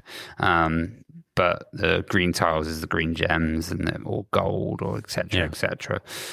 So you scored that every time. So where with Terra Mystica you score it only for that round only. With this you score it that round, and then you'll score it again the next round. So With the extra one. you've really got to pay attention to all these scoring ones are going to be, and there's a lot of contention there. Once everyone kind of clocks onto that, which it took us all a little bit to get into the flow. We of were it. all quite tired at that point, I Yeah. think, and just kind of By round 3, I was like, willing to put it down as a learning game, because I don't think any of us were on top form. No, but once you get into the kind of rhythm of that, it's a nice little scoring multiplier, because as you obviously build out, there's more and more tiles, which gives you actually more of a chance to get back in there, because say someone's taken the only gold spot that you had early, later on, suddenly it's all opened up, I can finally get these gold spots. Those are all modular, standard, all those scoring ones, so they change every game. It's asymmetric boards for the dwarfs as well, which is cool. What was weird though was the tiles being in different locations but being the same. So our action, when I was explaining the action tiles at the top, they were all in a different location, but they didn't mean anything. But they had different seal colours on there. Different That's seal why. colours, but they still could have been in the same sometimes, column, right? Yeah, I think the combination of where they're placed related to the end game score and the colours of the seals. No, but the top ones didn't. The top ones didn't do the end game scoring, did they? It feels like there was something there that we missed, if I'm honest. Because originally I was Maybe saying, they did then. well, this one, because I was saying, mining should go underneath the mining ones. That's what I thought, yeah. But we couldn't find any rule that did that, so we kind of kept playing it. I think it's worth us giving another look to that, because I have a feeling that there is something to that order. So that one will score within the same yeah, column. or something along those lines. I feel like there was something there. It seemed weird otherwise, right? Yeah. But we were learning off of a demo that we were taught in Essen About a month ago. About And a month then ago. a quick 10-minute read of the rule book. Yeah. We've got this. Yeah. After staying up till 2:00 the night before and Yeah. then playing games all day. Yeah, I think you can be sort of We forgiven. can all be forgiven for if we've missed So something. please tell us though if we are actually meant to score above it as well. Or That'd we be could just good. read the rule book. We'll read the properly. rule book. But it's nice for them to tell us as well, right? I'm sure people enjoy telling me I'm wrong. It's so common. Yeah, it was fun. It was fun. I think for me, I enjoyed the game. I want to play it properly because we did kind of like, I'd say mess some rules up, but there was a weird printing error, I think, on the board on the relic. The treasure, there were the treasures, yeah. Because it wasn't quite clear that you should get the treasure as you go Every down. time you hit one of those points. We started doing it because that felt the natural way to do it. And halfway through, we're like, there's nothing here that says we're supposed to. Yeah. Let's undo all that. Where's and then the icon? And then at the end, Paul came along and was like, do you know that you're supposed, it's not quite clear. And we're like, we got it right. Like our assumptions about that track were correct the first time. You do it on every other track. Why won't you do it on this track? Yeah, it's kind of weird, but then I think I kind of left that game going, like I enjoyed it, but I was kind of left it, but it wasn't a fair play experience. So I want to play it properly with me having sleep and not just come out of captain's chair that's been frazzled for 3 hours. And just go, right, let's play it, do it right, and then I'll see. Actually, because I was enjoying the interconnecting mechanisms and the combo nature. It's combo heavy, and I do enjoy that. And the theme is cool. The theme is cool, and the artwork's nice as well. It's a pretty looking game, and the carts are little wooden carts. Tell us which way up acrylics should go, because we had an argument at the table as to whether acrylics should go acrylic side up or pattern side up. The pattern side look better.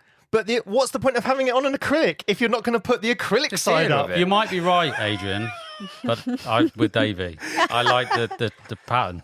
I like the coloration of the pattern rather than going, has that got some smog on it? Yeah, that's it. But there was a full-blown conversation for about 20 minutes, wasn't it? Why have you put yours up the wrong way? I haven't put mine up the wrong way. You've put yours up the wrong way. Are you acrylics up or acrylics down? That's what we want to know on this podcast. Very dwarven argument. It's fine. I suppose for me, I had a lot of fun, but actually I think I was grateful that I was tired, because if I'd wanted to put my all into it, I'd have been more annoyed by, and this is a thing that I've sort of found recently-ish and just keep cementing it, is that if there's just a lot of wooden components on top of iconography and sort of smushed together into a very small space of the board, it just frustrates me. I felt like the whole time I was like, is that a green? Oh, let's have a move. Is that a black background? Sometimes like there was weird things where I felt like I had to keep moving buildings to see what was underneath it. Yeah.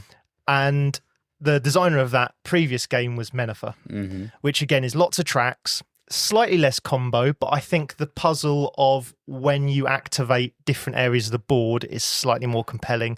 And it, ironically, because we're talking about Egypt, Menifer's a little less sandboxy than Covenant is. So I think if you really want the sandboxiness and you want that little bit more combo-iness in your games, you're probably going to prefer Covenant. I think if you want it to look cleaner and feel cleaner, but have roughly the same level of complexity, I think Menifer's the better game. Okay. It was still a good game. I just think that while Menifer's out there, that would be my choice every time over the other one. Fair enough. Yeah, I can understand why.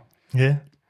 Anyway. A nice, easy game after that. Basically, I played Viking Seesaw quite a lot after that. So huge shout out and massive thanks to Martin, who, when he heard me say, I really want Viking Seesaw, can someone see if they can get it from Essen? He said, I've got a copy, you can have it. That's on our live stream, right? Yeah. So I kept trying to buy him a drink to say thanks, but he kept not wanting one at the time. Or then I saw him right at the end and he's like, the only thing I want to drink now is like warm milk to get to sleep. So Martin, I still owe you at least 2 pints. I think it was Guinness he mentioned. Yeah. So it will happen, but just take him a 4-pack. What a great game Viking Seesaw is. Just silly balancing game. I love it. But it's in that kind of same vein of, I don't know. Buckaroo? Or Tinderbox. Like Buckaroo or Tinderblocks, but a little bit more thinky because you've got different weighted things and different shaped things. So you also, it's that beautiful balance of, do I put it in a safe spot because I think it will come back round to me? Yeah. Or do I think it's not going to come back round to me before it tips? So I'm going to be intentionally horrible. So I'm going to be an arsehole and put it on the most awkward spot possible so it's likely to fall off the ship.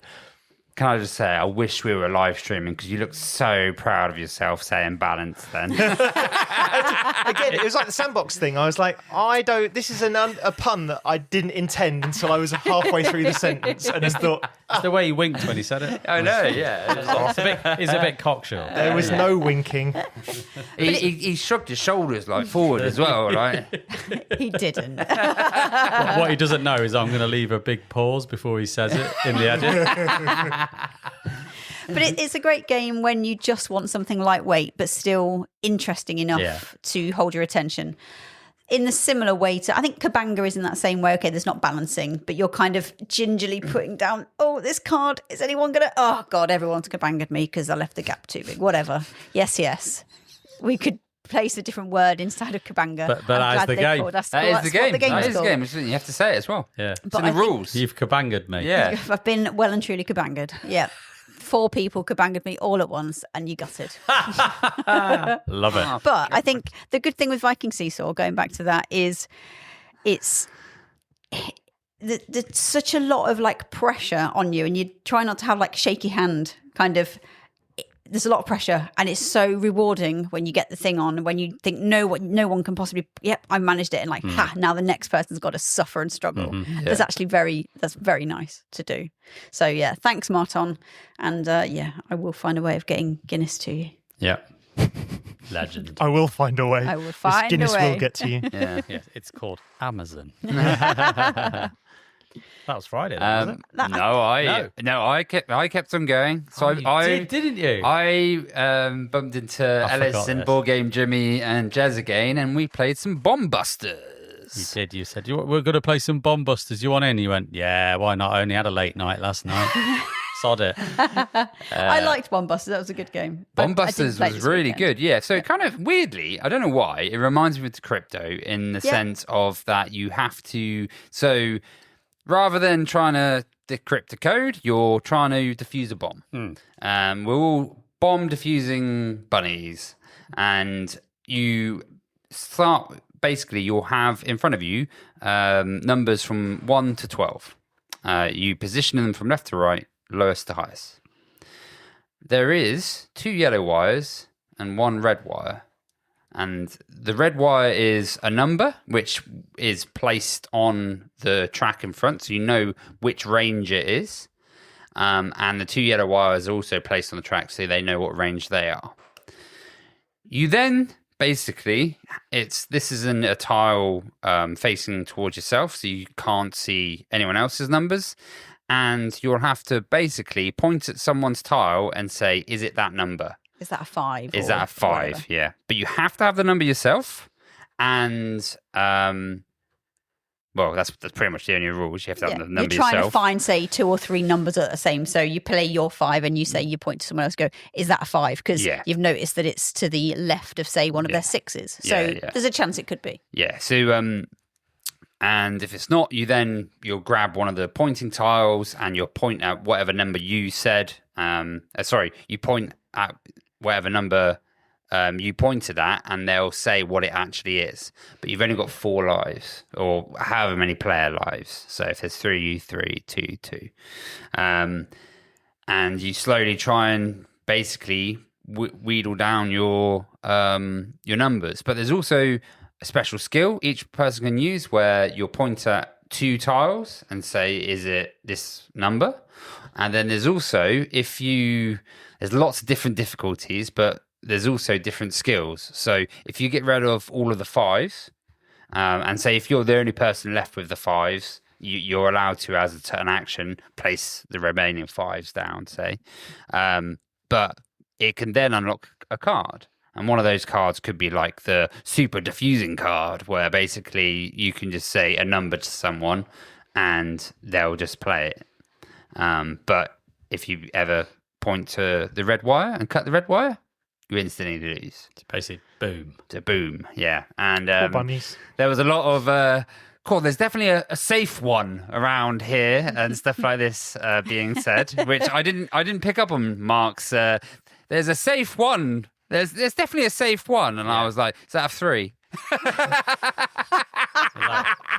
And he was just like, But it was good fun to play as a last end game, and we played that probably about 3 or 4 times with difficulties increasing. I'm intrigued by this game. It's really fun. Was it you had described it on a Tambo. previous episode? Tambo's got it, Was right? it Tambo? Yeah, One of me, the Stu, two. Tambo and Curly played it at Rob's birthday. Yeah. And I remember thinking then, I don't really see where the game is. Like, it sounds like must be a game there, and you all had fun, but I couldn't kind of see where it is. And then you're explaining it as well, and I'm kind of thinking not the same thing, but kind of, there's clearly a cool game here, because you both have been very animated in how awesome it was.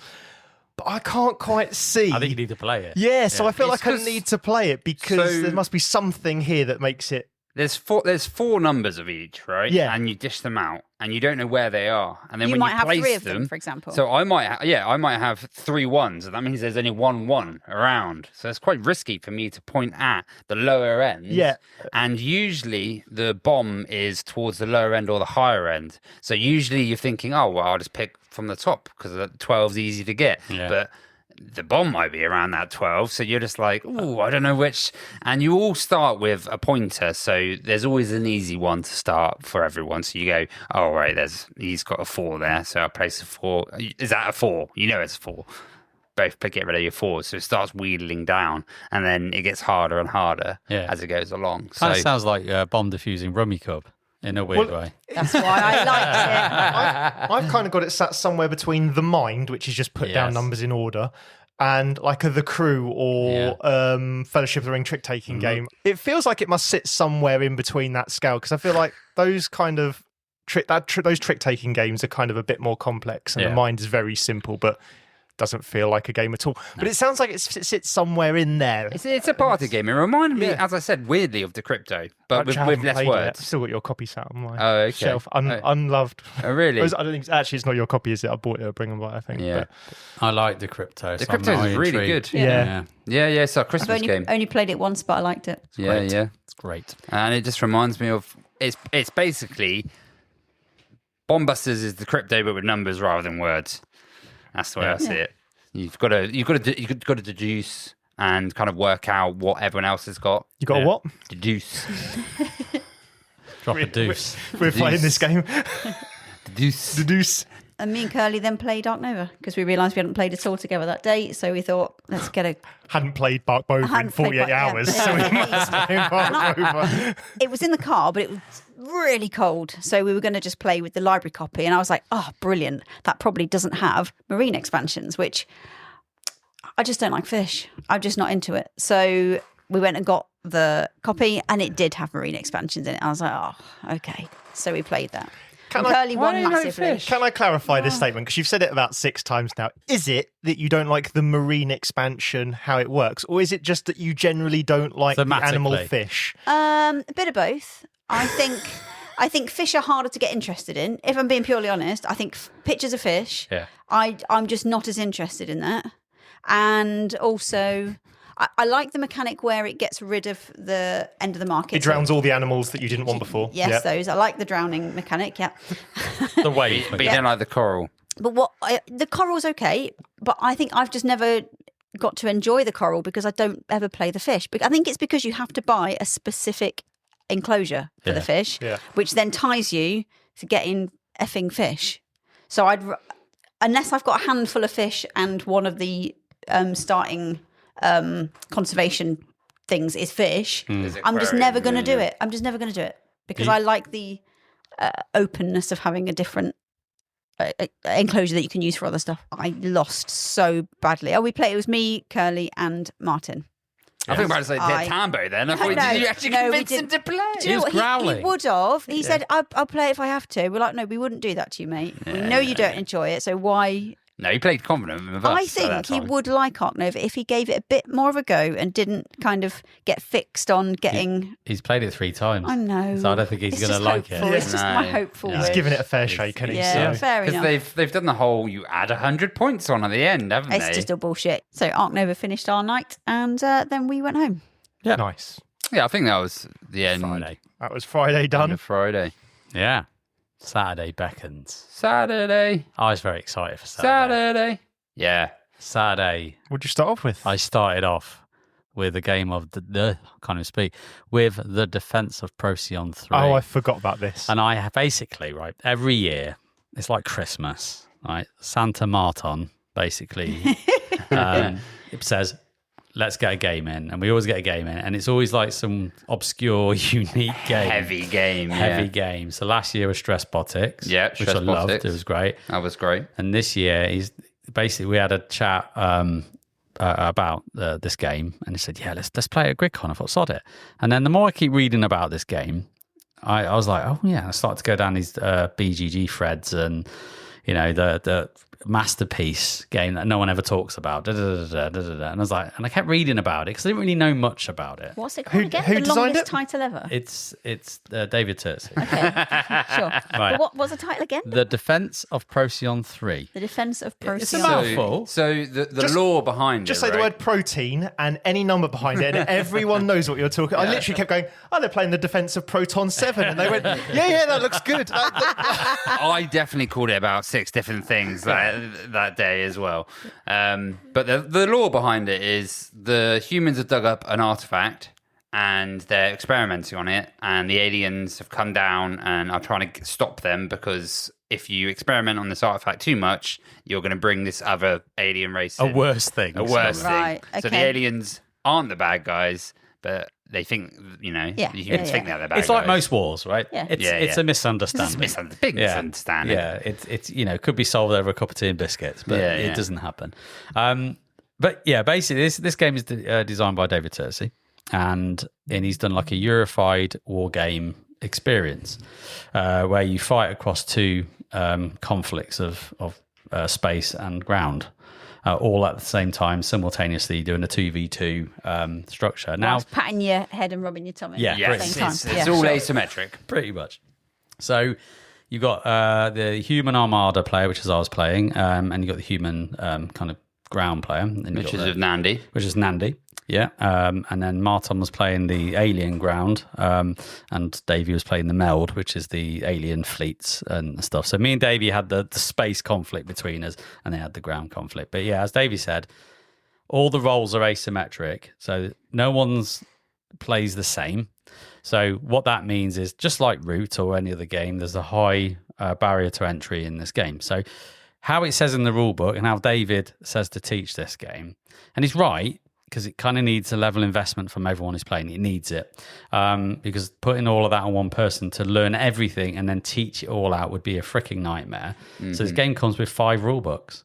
So you get the main rule book. We were all sitting there reading a rule book, and someone came over. And it was like, "You got a rule book each?" I was like, "Yep." And then you got one for each player, and it's got your own setup, and it's got what your objective is, and what the opponents are doing, and And I was thinking, "Oh my god, this is going to be really heavy," and But as we played, and I'll kind of go into the a bit more of the game, but as we played, it weirdly unraveled itself to be quite a streamlined experience that made sense.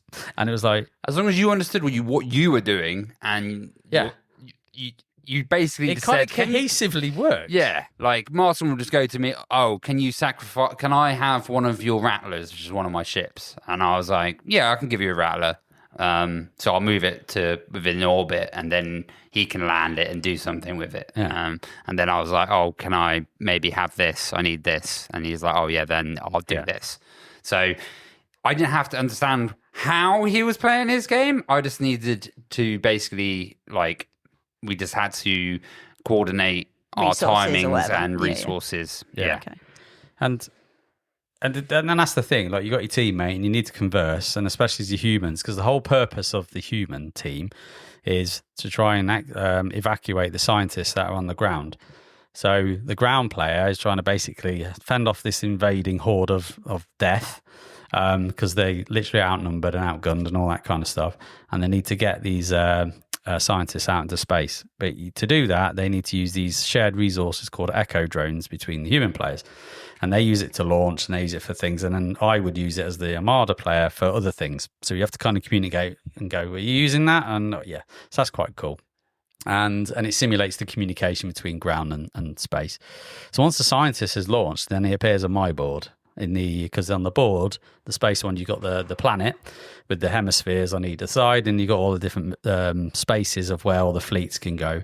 And you've also got the alien mothership, which is Davy's, and you had my Prometheum refinery, which is where I get a lot of my Prometheum resource, which I use for cool stuff that I never got to activate in the game because I was shit. I destroyed it as well. Because he blew it up, and then I blew his mothership up. And you did blow my mothership up. So there's a lot of there was... So the scientist appears on the hemisphere that they were launched from. So you've got to kind of go, make sure they go on that side, because then you want to protect them. Because if they're on their own, the other player's just going to blow them up, and then that's bad for the human players, because if they ever blow up 10 scientists, they win instantly. But other than that, you are scoring victory points, which is kind of a weird thing for me in a war game, because it's like if you do certain things and conditions, you're getting VPs on the track as a shared VP track between the teams. And so, like if I blow up every 2 ships, I get, 3 points or 2 points for every second ship I blow up. If I blow up one of his big ships, I get 5. Or if this happens with the mothership, I get this. And And Davey would have similar scoring conditions back. But what I really enjoyed this as an experience. I thought, this is really different. I've not really played anything quite like this. It's kind of a co-op and a versus, it sounds like, the way you're describing it. But it's a team game for me that works because it's not like Star Wars Rebellion or War of the Ring where you've got basically you're cutting a roll in half and going, you have that half and I have this half, which is what they do. This is, you've got a roll and you've got to figure that puzzle out. And I've got a roll and I've got to figure my puzzle out. And I haven't got the mental capacity to start thinking about what you're doing and what I'm doing. So I can't alpha game you as a team player. You're on your own in essence, but we are working together. I have my thing and I'm doing my thing.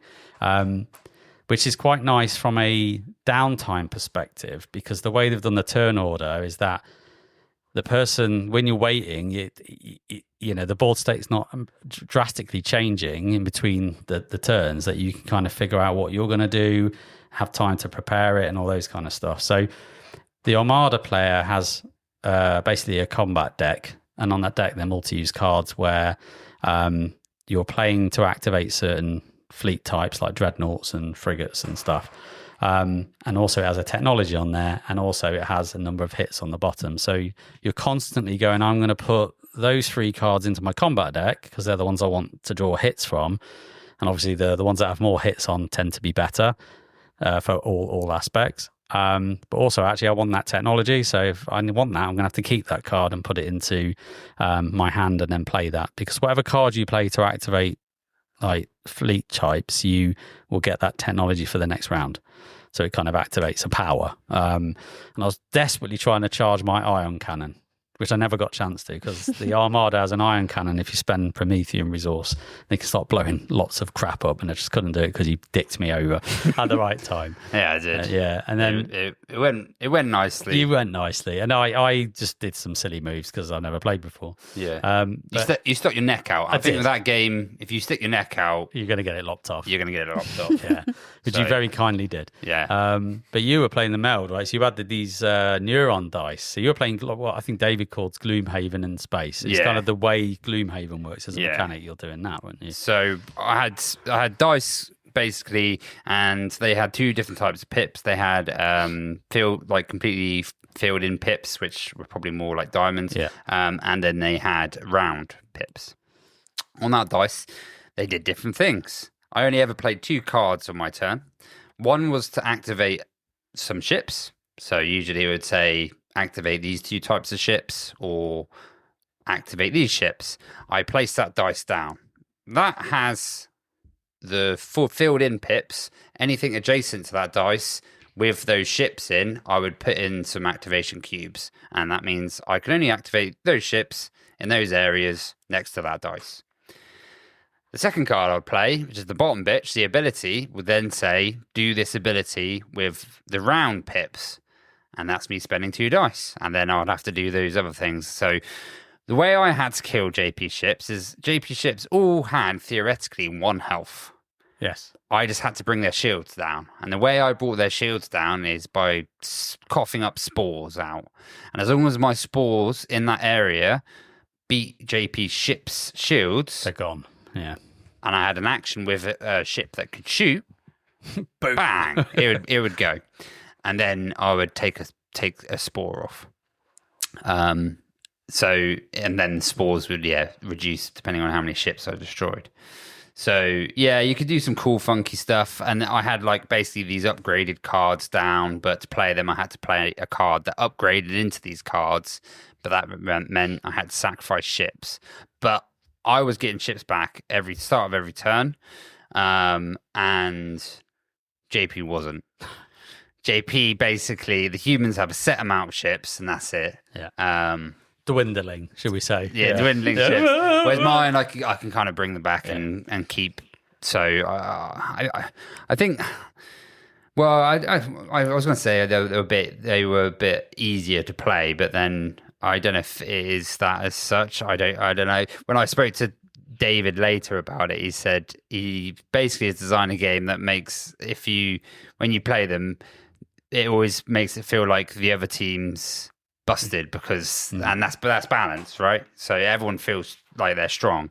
So it was really good. It was good fun. It was a fun experience. Don't ask how the ground works because me and Dave were just looking over going, wow, you're doing some cool stuff over there. People are dying. Playing a lot more cards. Yeah. It seemed like it more like deck building, like card playing. There was a lot more cards being played. Yeah, whereas we were just like shooting each other. But we have fun. Yeah. Is it out now? It's an older game. It's been out for a Yeah. while. Oh, Yeah. like 3 or 4 years old. But no one talks about it. It's just kind of one, and I've forgotten about this. What's game. it called again? I've already forgotten the name. No of one it. talks about Ray. The Defense of Procyon 3. Right. Yeah. I'm not going to remember that. You're not, you could no. ask me in like 30 No, seconds and it's going to be gone. Like, I kept calling it Protocon. Yeah. Protocon. While you were playing that, I was playing Suburbia. So Marcus every year gets to play Suburbia. So he said, this year, can we play Suburbia? I said, yeah, I don't get to play it. Nice little city builder. Great.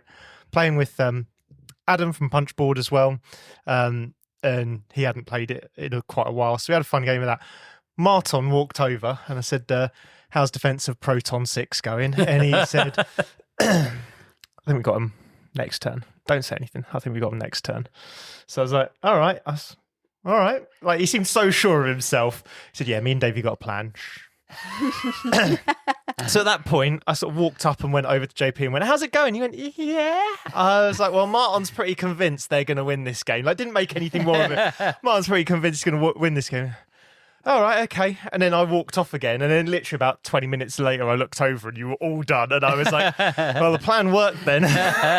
We did have a plan. Yeah. We did have a plan. Yeah. And I think that was the surprising thing is I thought I'd be playing this game for 4+ hours. Yeah. I did, because in my head I had it built up to be this 4+ Yeah, it was hour what, game. 2 and a bit hours? I think we had a very slow start because it's rulebook and nosing rulebooks trying to figure stuff out. But once we got going, it was 6 rounds. Yeah. And it was done. I mean, we might be able to squeeze another round in, but I think you could get that done in a couple of hours when you know what you're doing. Yeah. You So could blitz it. usually it's 4 to 5 rounds. So we were around too much as Yeah, well. yeah. We're learning the game, Knobbing right? around, probably. Yeah. So yeah, I'm really looking forward to playing it again. Got another game up just before Christmas. So again, just want to experience the different roles and get used to it a bit more. And It's that root thing, isn't it? You yeah, don't it's feel like just- you've played it until No. you've played several factions I've at probably least. Sort of played thing. 15% of that game, even Yeah. though one of the roles is 25%. But I didn't do it full. So I Do you think by playing the other roles, you'll have a better insight as to how to beat them then? Do you think it'll Possibly, work yeah. like Yeah. that? Yeah, Yeah, I think you would do. I know now how to defeat the Armada player for sure, because to do what he Yeah. did. Yeah. But yeah, I think between the conflict areas, yes, because it's basically you're ahead of your opponent that sits opposite you and they're ahead of theirs. But you do, like say, you interact with your teammate. You don't interact with the cross section of Yeah. the opposite player. It's literally it's in front of you and to the left or right of you. Yeah. Yeah. Which again, it kind of works. So yeah, I think Great the Armada seemed harder than what I was playing. Once I got my head wrapped around how to play the alien space fleet, Yeah. it clicked. It made sense. There's some cool stuff you could do. There was like a lattice shield thing that meant load of my ships were shielded, which was annoying for you because it was usually meant that if you didn't kill my ship on that turn, yeah. I healed it back up. Yeah. So, yeah. But I didn't- But then, Yeah, I didn't use my interceptors. So basically, my Yeah. interceptors are your hood killers. So the Yes. hoods are the ones that are defending adjacent areas, which is the lattice that Davey talks about. But my interceptors are the countermeasure for that. And I should have just swarmed them in like fodder just to try and take these things down. so and weaken them. basically, it would have reduced all of my Yes. stuff by 1 or Exactly. 2 Yeah. health, right? Because they're stacking all over the place That's as well. it, So yeah. I could break the lattice, I can Yeah. do whatever. So I already know, having played it, what I would do differently. And I Yeah, already yeah. know I need to try that. And that's a good thing. Yeah, It's a good sign, isn't Yeah. it? When Yeah. when that's the thought processes are. Next time I can do that differently. But if your opponent plays differently Yeah. or does something, hopefully they're not 2-dimensional forces sort of thing. You've got a couple of routes to win by. Yeah, I believe so. So that then means if they do a different route, actually maybe what you learnt last time isn't going to stand up. And that's what I always like about sort of war games is you quite often get that push-pull. But it's quite cool. Like if I could get a frigate into the orbit of the planet, I can start dropping ground troops on for my mate. So he's like, "Yeah, cool." More troops are appearing, and then Davey, I think you did a ground strike.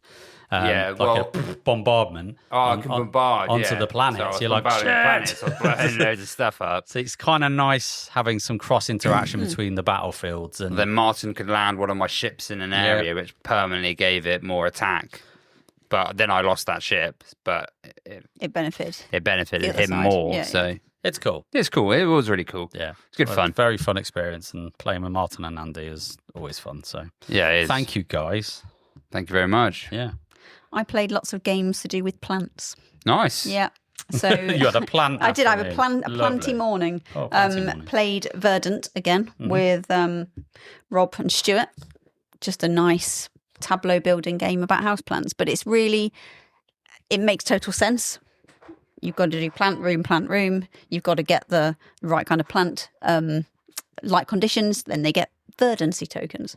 As soon as you've got enough verdancy tokens, you pot it into a plant pot, and if you do it early enough, you'll get more points. So it's just nice kind of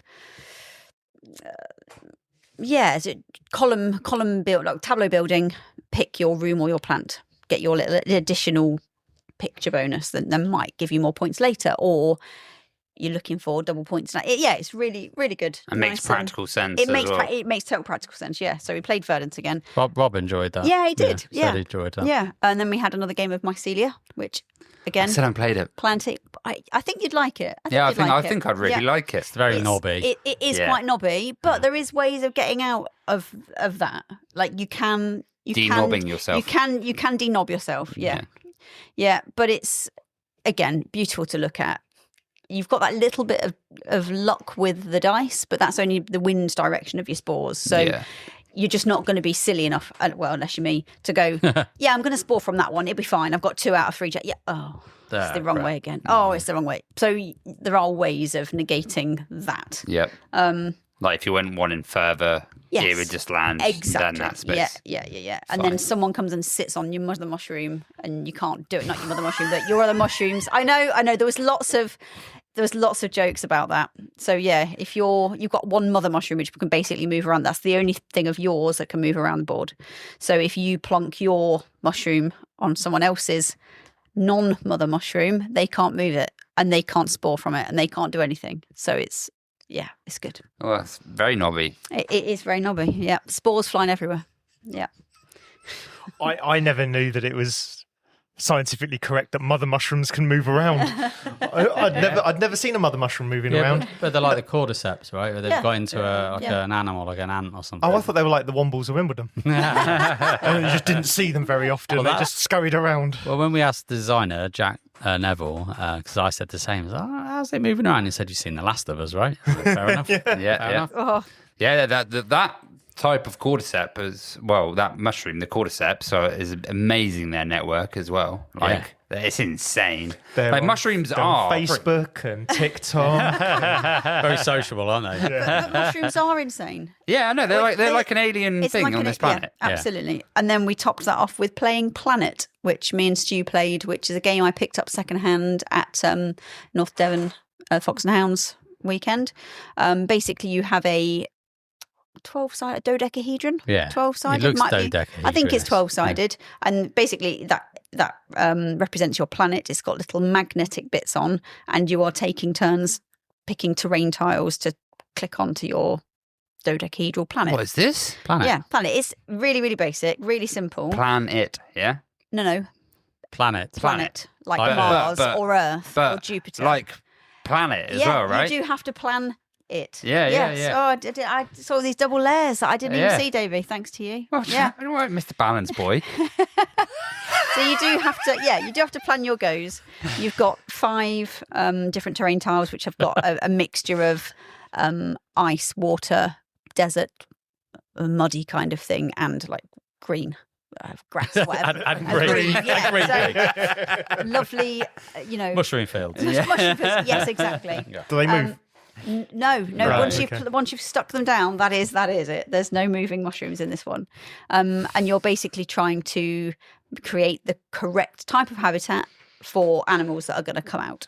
Okay. So if you've got more green, more grass section, so let's say a certain animal, I don't know, let's pick an elephant, needs the biggest type of desert with at least next to 1 bit of green. So you're then going to be looking at your planet. Well, I've got a 1, 2, 3, 4, 5, 6 bit of desert, and it's next to a green. Stu had a 4 bit of desert, and no green, then I'm going to win that animal. Oh, So okay. it's kind of a balancing, picking what Can you you want. see what's coming up as well? Yes, you can. So you're picking what you want now, but yes, you're definitely keeping an eye on what is coming up, and then you score. So you do have to plan it. You do have to plan it. Yeah, Yes, you cool, do. nice. You also have like an overarching goal. Like mine, for example, was most amount of water spaces. And Stu's, it was very obvious. Like they are secret, but it gets pretty obvious what they're going for. His was ice. So then he's also looking at how many ice animals are coming up. Is it worth me trying? Yeah. So Nice. simple. Over in about half an hour, I would Okay, say. cool. But yeah, nice little. Tactile, isn't it? Yeah, Yeah. toyification. Yeah. It feels like that could be dealt with in a different way, but I do like that planet thing, though. It makes Well, me want to play it's also because it's going to attach to another 3 pieces. Yeah. So each hex, because it is a hex shape, has got like made up of 6 triangles. So most of them, let's say you're going to have 3 triangles of desert, 2 triangles of water, and then 2 triangles of, that doesn't make 6. Whatever the number is. Yeah, one triangle. One triangle of, I don't know, ice, something. And then if you can then sort of align that next to some more ice, You make then them bigger. that's how you make that. How do they clip terrain. in? It's kind of Magnet. clicks with the magnet. Oh, it's magnet. Oh, Yeah, it's that's nice. really satisfying. Yeah, it is. It's good. Yeah. It's good. I want to play this game. So yeah, Mainly just for that. really, It's- really, yeah. really simple. Some would say you're attracted to it. Yeah. Oh, hey. look at him trying to get in. This is our gig over here with these bad puns. Just because we're being positive. Stop being negative, Adrian. Oh dear. Yeah, There's something about this GridCon episode that all just falls apart. devolves every single time. It brings out the best in us. That's what I find. So yeah, that was my sort of flora and fauna. Although I suppose it was just flora, really. No, Yeah. there was a bit of fauna, a bit of animals involved. Yeah, it was good. Nice. Nice. What about you, mate? So I played Suburbia, as I mentioned, Yeah. and then a few of us had a little bit of time sort of left before our next planned game. So Punchboard Adam, as I'm going to call him, said, should we play a quick game of something? I've got a few things here. And he said, I've got the Sachi and Sachi Let's Make a Bus Route, I think it's called. So they've now turned, like, it's the dice game version. The Let's Make a Bus Route has turned into Get On Board. Yeah. Which is the sort of the standard version. But he said that I've got the dice version of this, and as I really like Get On Board, I said let's give it a go. It's 2-player only, and it kind of basically takes Get On Board and Ganshon Clever and sort of smashes it together basically into one game. So you'll roll a bunch of dice on your turn, and you'll use that to tick off the passengers you're picking up on the bus. And then with whatever's left, the other person picks 1 dice and uses that tells them what their route on the map's going to be. So it'd be like you can go 2 up and 1 left or right sort of thing, or whatever it is. And that's all you're doing repeatedly. Then it becomes my turn and I'll roll the dice and mark off the passengers.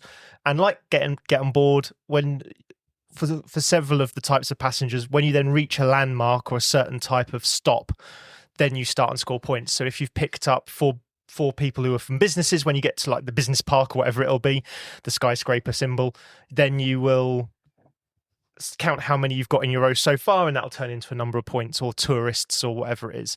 There's a couple of other bits where you'll start off on a location that's A, B, or C, or you have to go through. There's 3 of them on the board, and the more you go through, the more points you get. And it's just that typical route builder thing of going round and also just ticking off the standard roll and right. Let's just tick off as much as you kind of can, as quickly as possible.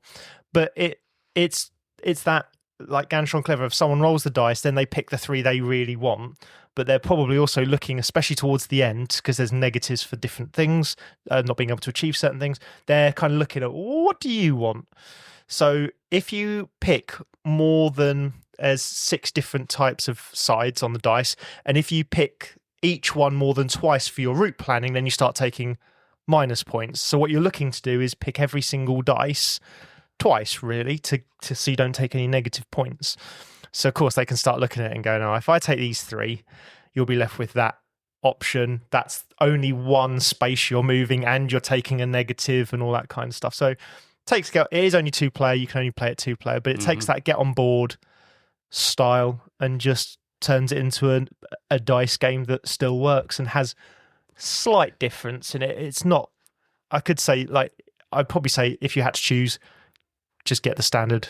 Let's make a bus route or get on board whichever version. But if you like that, I think you'd find a place for the dice game because it's a small box. Yeah. So it just does the same thing, but in a 2-player and just does it differently enough. Nice. Still be good. Yeah. So I had fun with that. Yeah, cool. Weirdly, I then played a game with Punchboard Adam, but I must have. He's doing the rounds of the Who's Turn crew, isn't he? Yeah, I must have played it after. So you must have played it It's while like we're pass the still parcel, playing. innit? Yeah. Defense of Procyon 3. Defense of the Pirates, MT.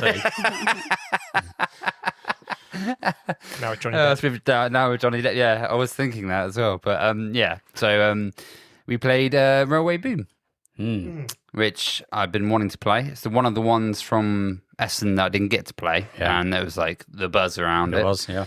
And yeah, it was really good. Basically, it's an auction game with bidding, and you've got your resources on your board here, which also has a little bit of engine building on it. And you start off by bidding wood for carriages and trains. And the way the bidding goes is the person at the back gets to bid first, and then the next person has to bid over that bid to go to basically be able to bid in. And that keeps on happening. And then you get another chance to bid and overbid. But the person who's highest bid pays full price. The person who's second in a 3-player plays half price. If it's a 4-player, plays full price. Then in a 4-player, if the third person would play half price, and the last player pays nothing. All right. So It pays to be a last, but you get less options. They pay nothing of the auction cost. Yes. Right. So there's ability to every auction. There's ability to buy or pay more stuff to get more things out. But you still have to pay full whack for that. But the auction costs It's making you nothing. it more expensive to have the first dibs of stuff. Because then when you then go, the trains usually don't cost you anything extra, I don't think. It's the carriages that cost you wood. Yeah. So that not only are you bidding wood, you then have to spend wood. You can always convert 2 resources into one other resource. So sometimes you might do because you get a production phase before you get coal. So you might be like, I can actually transfer some coal here so I could overbid, or I can actually afford to buy a carriage. So you're building a train with carriages on.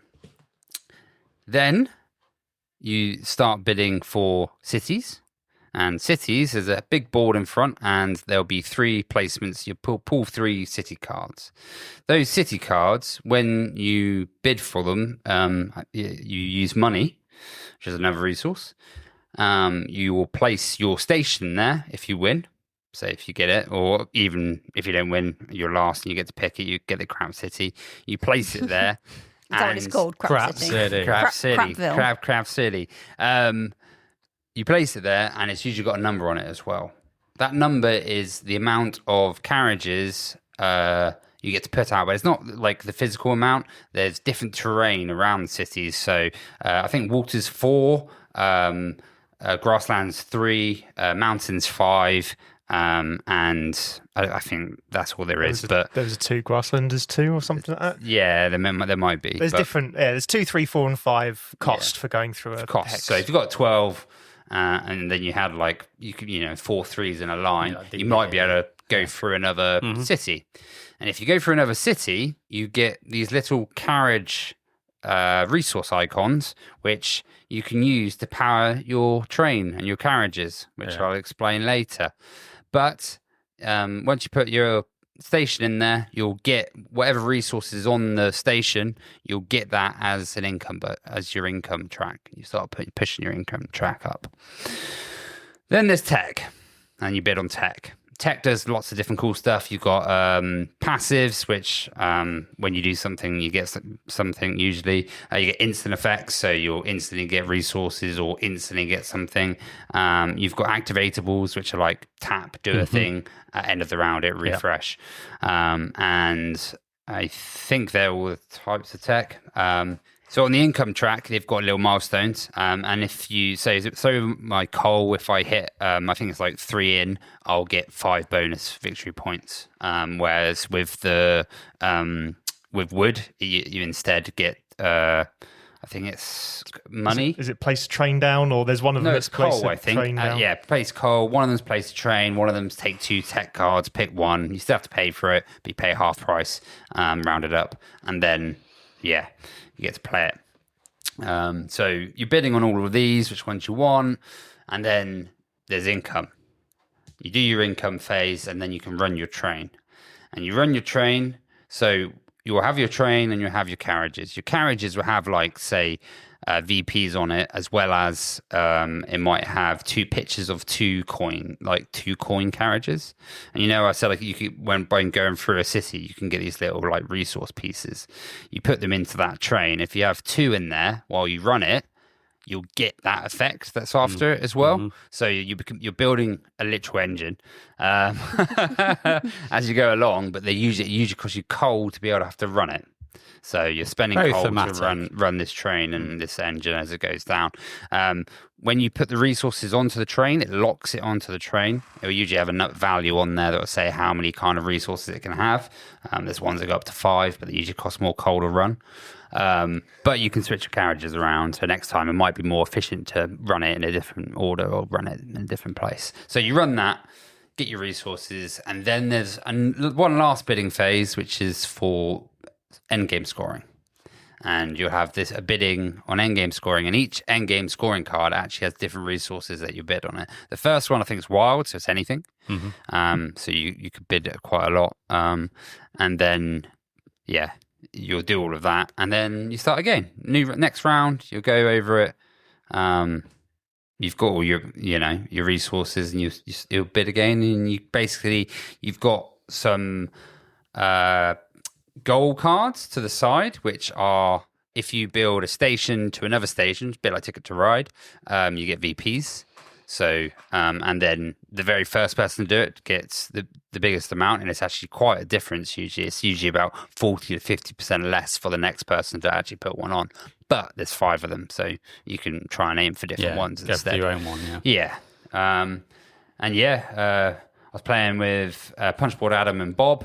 Bob actually absolutely smashed it. He went down the VP income route, and he was getting insane amount of VPs a turn, which worked out pretty well for him. So really enjoyed Railway Boom. I can see why there's a lot of fuss and a lot of sounds good.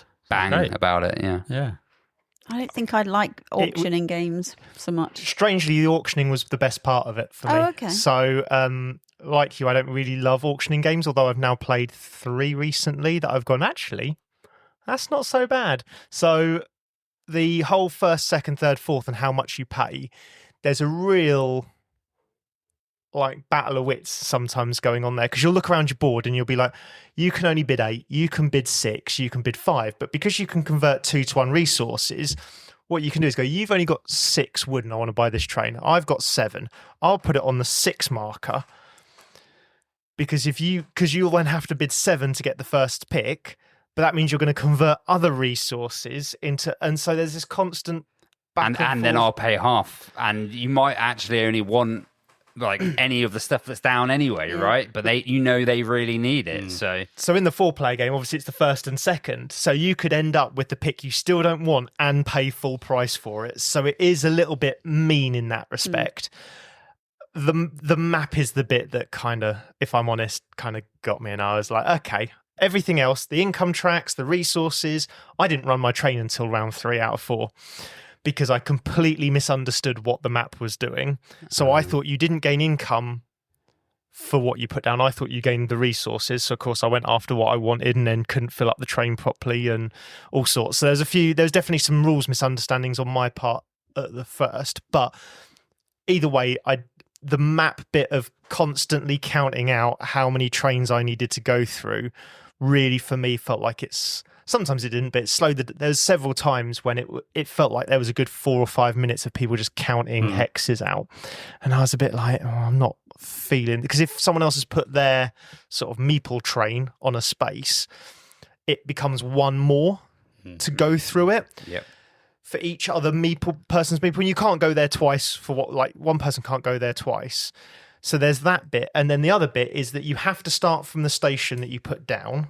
But if you link to another station or another set of your trains, then you can build from anywhere. So there's this real sort of, can I link up to this? No. All right. Well, can I do this? Yes or no? No. All right. Okay. And that is after you've done the bidding phase where you're trying to work out what you're bidding on, and then you're trying to work You've already out. locked in. Yeah, and then it's what you've got. And I felt like, unfortunately, that bit, the city bidding, was the bit that really made me go, it's good. It's not great. Okay. For me, it was good. I enjoyed it. I just probably wouldn't buy it, and I would play it again, but it wouldn't be my first choice. Yeah. It's kind of that middle ground of 7 out of 10 sort of thing. I really enjoyed it, but I wouldn't buy it. Yeah. That's one of those that if someone put it in front of you put it on the table in front of me, I'd be like, yeah, I'll play that. Let's play. Let's play. But it's not. I don't know. I just wouldn't buy it. The thing that's taken away from this, which has got nothing to do with the game, is the fact you said train meeple, and my brains went a chewple. A chewple. Choo-choo-pool. Chewple. Sure. Little chewples. Rather than choo-choo rockets, choo-choo train, right? Just for Marcus, because this is an in-joke between Marcus and Paul. Choo-choo, motherfucker. I think it sounds like, it doesn't sound like my kind of thing, because it sounds like if your first kind of plan doesn't work, you've then got to rethink everything. Yeah, you do. And that would do my head in. So it's not for me. Fair enough. So I saw you guys playing that. So I had to kind of rush my dinner or lunch because I had my Voidfall demo. You did. Oh, you did. I was kind of like, I need to get that done because I need to set Voidfall up ready for 2:00. And anyone who has set Voidfall up, you need time. So I was already late and feeling the pressure of crap. I've got like 40 minutes to set Voidfall up, and obviously with the expansion. So yes, I was demoing the Voidfall expansion called Resurgence, and finally got there. They had the whole GridCon photo happening. I just had to abandon the GridCon photo because I was in mid setup, and I weren't in it. Start stressing and trying to get this ready and get the map tiles out and everything. I'm going off a PDF as well, and I'm like, what's this? What's that? So it's not like a conventional setup. I had to do these extra things. But anyway, we got set up. The gang arrived, and basically whizzed them through the new rules. Luckily, they all play Voidfall as a stipulation for them to play the demo that they had play and know the base game, and then off we went. And luckily, you had the designer to hand as well. Both developers, to hand. Really, because Nick is one of the lead developers on the expansion. So he was there just to kind of help ask questions. Oh, nice! I didn't realize that. Yeah, so he knows everything about it. He's played it like 400 times. Like Voidfall, he's an expert. Completely. I've played against him again. Don't he will rinse you. But let me just quickly go through the expansion. I'm not going to cover what Voidfall is. Go and look it up. But for those that actually know what Voidfall, what does the expansion offer? I mean, we got like a sample, I would say, of the expansion. I actually don't know fully what's going to be in the whole thing.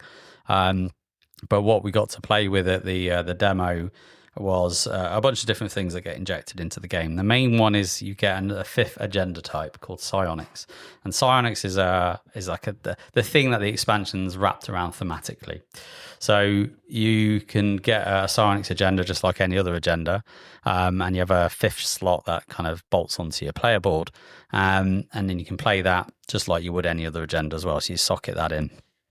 This one will give you some boons and good stuff for doing it, and it also unlocks your Vanguard. So your Vanguard sits on that fifth slot, but when you socket that agenda in, you can place your Vanguard into a sector, and what the Vanguard does is it doubles the score output of that sector in your agenda scoring. So you can kind of give it a real nitrous oxide boost. Nice. Especially when it's a high one, you can like double bubble. So that's what the Vanguard does. However, the Vanguard also invites the Voidborn to come and play, because that sector is always in contention, even if you surround it off. So you have to protect it. You have to protect it. You have to do all that kind of stuff. It makes sense, because if you're scoring higher, then they you want need it. that They risk, want right? it. Yeah. They want it. But the other thing you can do as well is you can flip the psionics agenda over to get that ability again.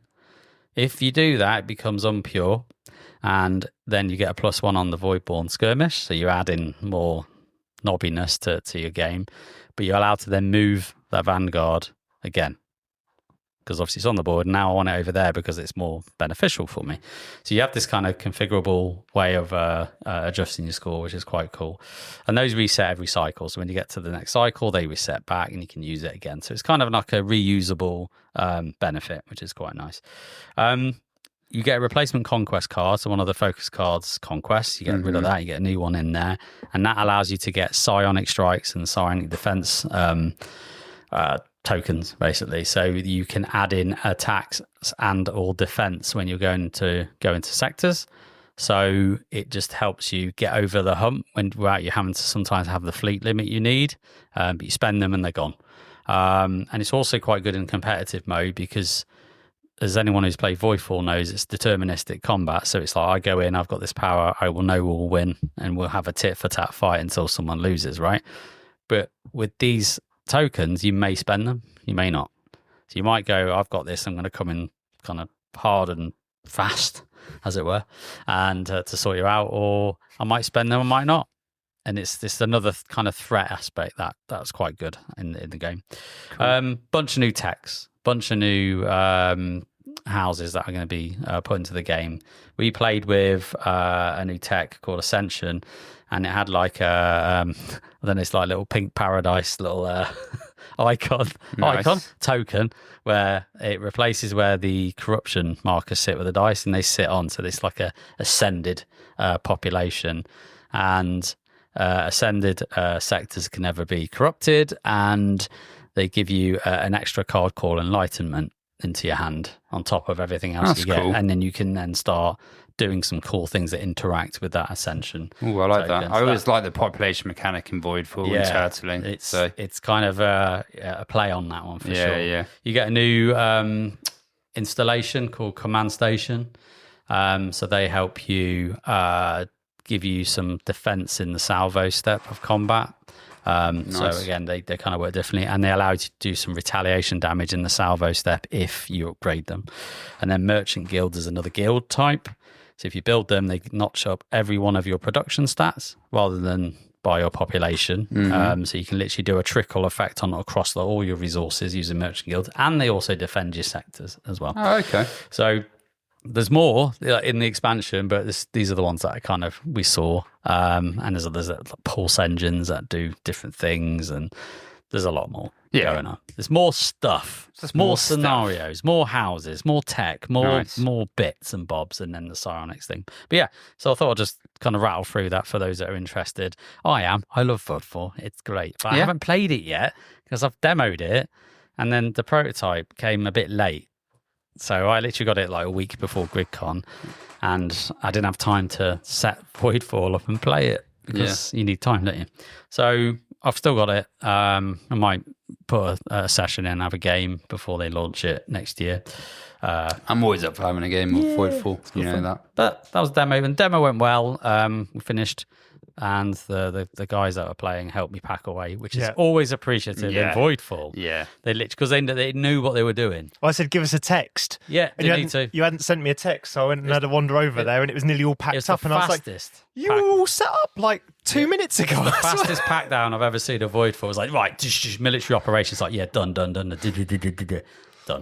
I remember I went to teach Joel Voidfall at 9 o'clock at the 12-hour board game, and I think we finished setting up at 10. I was like, right, let's play an hour of Voidfall. Let's go. Yeah.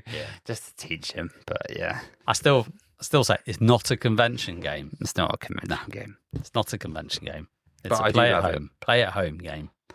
Nice. So there we go. That was my demo. I did some other stuff after that. I played a game that I didn't think I would like. Well, not I didn't think I'd like. It's just completely different to any other game that I've played. Joel from Board&Dice bought a game over, and it was called Boss Battler. So immediately I'm like, not interested. Is that Boss Fighters? Boss Fighters. Is that the QR code? QR code. Boss Fighters. Both those words were like, this is not interesting to me. QR. And I was like, okay. He's like, do you want to play? I was like, yeah, go on, why not? So it's a deck building boss fighter, really. The only game I've played that's even vaguely similar is Slay the Spire. So you've got a hand of cards, you're fighting and protecting yourself and your teammates as well, trying to defeat the boss, who you know the health he has, blah, blah, blah, blah. But the interesting thing about this, you play it with an app. So you set up which characters you have. So you're each going to have a character that's the normal tropes, Archer, yes, all of those barbarian. things. Yeah, absolutely. And your class. So I was an elf, I think. So this basically determines how much health you've got and how many cards, what your hand size is, basically. So you kind of slam 2 decks together, Yeah, right? basically, yeah. So you already know how much attack you're going to get at the end of your turn. So you're trying to defend that. But you can also use your cards to defend your other team members. And the way it works is you hold the card above your iPad, laptop, whatever, reads the QR code, and it knows what card it is, and it does the thing. I thought that'd be really boring, and it's like, well, what am I even playing for then if I'm just hold? But it works really well. You can still choose who you're, like protecting or not protecting. The choices in there, you sort of haven't got to you do declare it because you're sort of talking together, like, oh, well, actually, he's going to do you 4 damage. So I've got a spell here that can protect what. So you're having that kind of conversation and basically making it work for the group of you. And the way Joel was talking about it, he said sort of you unlock the game as it goes along. Yeah. So he had already played like the first 3 scenarios. So he knew that, for example, this toad thing, if you deal it 4 damage, it then does you a poison damage. Yeah. But you don't know that to start with. You've got to kind of figure it out as you're going, like, oh, hold on, I only hit for 3 that time and it didn't do the thing. So if you played it, without ever having played it before, you're going to learn these things. So then you're just trying to do lots of small damage rather than, oh, well, my card will boost my attack for next time. So you specifically not doing those things. Yeah. So you'd learn that as you went along, which is really cool. And yeah, really, really good fun. I didn't think I'd like something that would be so reliant on a bit of tech. Mm-hmm. But then, Mansions of Madness is great. And I guess you don't have to have you do have to have the app to play 2nd edition, but I could imagine you would be able to play it without it. Like, I can imagine what the game would be like without it. Whereas, yeah, this really works. And it's nice and quick, nice and simple. You could mash different classes and different races together and have a very different kind of play each time. So I really liked that. But you unlock more cards. I played this with Josh. We had a little run. We went against the Toad. I didn't figure it out because we were just messing around. But you do unlock more cards as you play through. So we did the training bot. Yeah, Mr. Puppet or something, which is like a horrible scarecrow-y kind of weird-looking thing. Yeah. And then you get more cards, and then you do the next one, and then you get some more options. Yeah. So, it literally evolves as you play. Yeah. And I think for families, that family way as well, it's perfect. Yeah. They want to play Good with your kids. For me, it seemed like kind a of, light primal.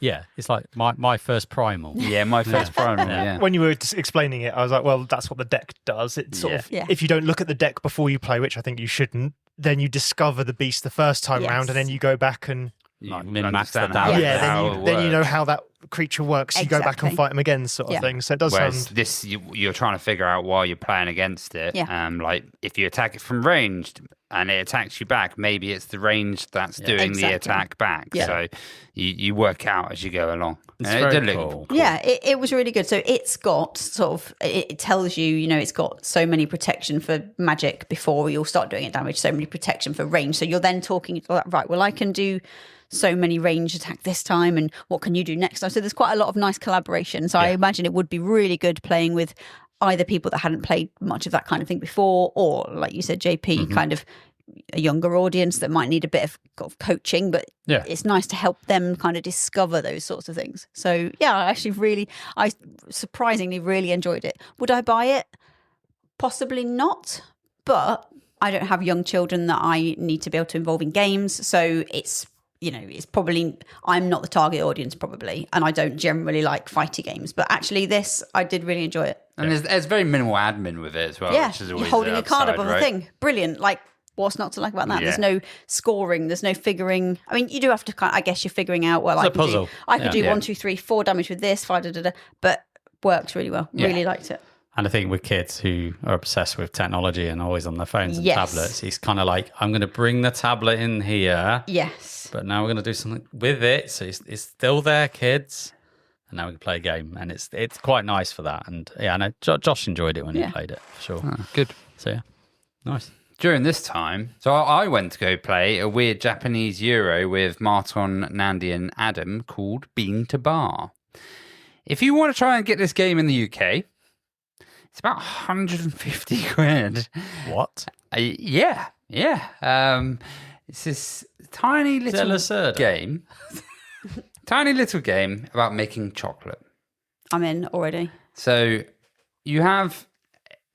Its weight is probably about a 4.8. You're looking Lacerda level. I'm out already.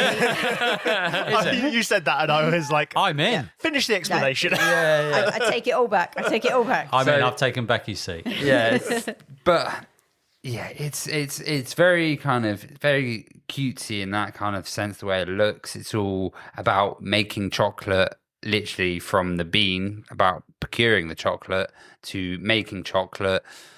Money is so tight. You start off with six. I think it was €6, and geez, trying to get any more money is crazy. So the way it works is you've got a 3x3 grid in the middle. You have your workers in a line, kind of that goes around the grid that will either go down a column or a row depending on where they're aligned up on the grid, because you move around the grid. And using time, you can move around the grid. Time's another resource along with lots of other things, but you'll move around the grid, and then within that either row or column, wherever you've ended up around that grid, are your selection of actions that you can then place and do. So you're looking at this grid thinking, I need to be able to go and get some beans, and then I want to develop a chocolate, which costs a certain amount of beans, and then there's these like polyomino tiles that you have to place into your little bean, into your little player board. You've got 4 bars of chocolate you can potentially make. And then after I've developed this chocolate, I need to go and sell it or put it into a competition, or sell it at a department store rather than sell it at a normal store. Then you've got another little grid over here, another little section over here where you can build your shops. And depending on what season it is and what shops you've got out, you might get some more money at the end of the round as income. There is a load more to it. There's flavors that you can put in your chocolate. Your chocolate has to be complete, i.e. it has to be in a row. And you've got loads of different shapes you can buy, because you can go from 50% cacao, 70% to 100%. Each one's obviously, the 100% is worth more at fairs and everywhere else. It's just worth more VPs, etc. But it's harder you need load more beans. It's like 12 beans for like a 3x3 piece, so it's really expensive to actually get a row in. Yeah. But you can't have a little bit of sticking out in that row, because that's not a complete chocolate bar. No one wants to buy a chocolate bar with a little bit sticking out. Yeah. L shape. So you have to... I'd be fine. You have to basically finish the rectangle. So I think it's a 4x6 area that you get, and as long as you've filled out, like, you can have like a tiny chocolate bar, so you could just have a 1x4, that's a chocolate bar. Yeah, you could have a 2x4, that's a chocolate bar. But the quality, or how much money you get for department store and etc., is done by the cacao. So if it's 50%, you get one quality. Then if it's only 1x4, that's only another quality. So that's only a 2 quality chocolate bar. Like, do you want to sell that to the department store? You might want to, because it locks up that space. Because that means when you sell it to the department store, you sell all your chocolate you sell out, which means you can't then sell the chocolate bar at your shop at the end. But then you can have up to 4 chocolate bars. So you'll build different chocolate types of cacao. You go to develop in different places, depending on what region you go to. So whether you go to Venezuela or Ghana, depending, whenever you go and get bean there, you have to put like a worker piece out. and you might become the best partner, which gives you like a little trickle income of VPs at the end. But it gives you the beans to then go make the chocolate. But people get in your way all the time because of this 3x3 grid. I say I want to go, and because you can recruit as well. You recruit workers, which help you spend less time, and you level those workers up, which then also give you different abilities. But say I want to go there, but 3 people have surrounded that spot. I've got no way to get there. So I'm going to have to do something completely different, and I have to completely pivot my kind of strategy depending on where I go. And it's got a very unique way it works as well. Is if you're the first person to move around, doesn't necessarily mean you're going to go first in order, depending on where the round marker is, because the round marker moves around with you. You get 12 rounds. Is the first person counterclockwise goes first. So my brain's already melted. Yeah, I'll be honest, I lost you halfway through that. What's happening now? So there's so much to think about, and then like every 4 rounds, I think there's a competition, and you want to submit your chocolate bar into the competition to get a ticket, but you want to be not only have the best chocolate, it's also, if 2 people are drawing, it's the first person to submit it gets the more VPs for submitting that chocolate bar. You're the OG. You're the OG. So yeah, there's a lot of competition on the table. Like me and Nandy were like neck and neck throughout it, and yeah, it was. Whereas Adam kind of had a completely different strategy of just, I'm making this amazing chocolate. Didn't really submit it to many competitions, but I'm just making this amazing chocolate and scoring points by being best partners by getting a load of the beans. And I think in it, there was only like 5 VPs between all of us. Like, it was a very close game. But yeah, I really enjoyed it. Beans a bar, it was really fun. Very heavy. The work placement mechanic is just so unique. 1, you got in your way by being in that row or column, but 2, if someone else placed their token out, it actually made it cheaper for everyone else. So then if someone else placed the token out, so your first action costs you 1 time, your second action costs you 2 times, your third action costs you 3 times. And if you ever run out of time, you have to spend 5 money to replace it all. Money's not easy to get. So someone else being there, it's not cumulative, it's only ever reduces it by 1, but that action being free or that action being 1 less makes a difference. It makes a massive difference. So that timing and everything else, yeah, it was just really fun. And I'm going to say a word now which probably no one else agree with me. It felt nice and cozy. That's your cozy though. That is my cozy. Yeah, as we met with Rosie in Cozy Board Games, cozy is about what makes you feel cozy. Yeah, that's your cozy. And it was. We're making chocolate as well. Yeah, I'm interested more about this. Could you add nuts into the chocolate? Yes, you could. What did that do? So if you added nuts into the chocolate, an expansion. The nut expansion. I just know that everyone was joking about adding nuts into their chocolate. Yeah, everyone was adding with Willy chocolate as well, rather than Willy Wonka's chocolate. There was Willy chocolate, but Willy's chocolate with nuts. Yeah, Willy's chocolate with nuts. I thought for like Hendo's Willy chocolate. Willy chocolate. Yeah, it was. This is when Marcus came over, man. I'm going to blame Marcus, but no, it was just, you could add nuts to your chocolate, but you had to do it at certain times, like certain competitions, depending on when it was, they would want nuts in the chocolate, so you'd have to time when your nuts were in the chocolate to get the most points. Get your nuts out of my chocolate. You don't want your nuts in the chocolate too early, do you? No, you don't. But then there was also seasonal nutty chocolate down in the storefront. God, my brain's melting already. Too many options, too much choice. Which meant that the stores were a really good way of getting income early, I found. I got some stores down, and it didn't my chocolate bar was crap. But they didn't care about that. You were the Cadbury's of chocolate. Yeah, I was the Cadbury's. Hey, Cadbury's is not crap. You mean Hershey's? Hey, they don't even, they don't even use real milk anymore. They don't use cream anymore. They use palm oil as a fat instead of cream in Cadbury's. But anyway, so There was another option afterwards, after Of you'd course done there all of was, because this, there's only been about 50. You're doing a rules teach now.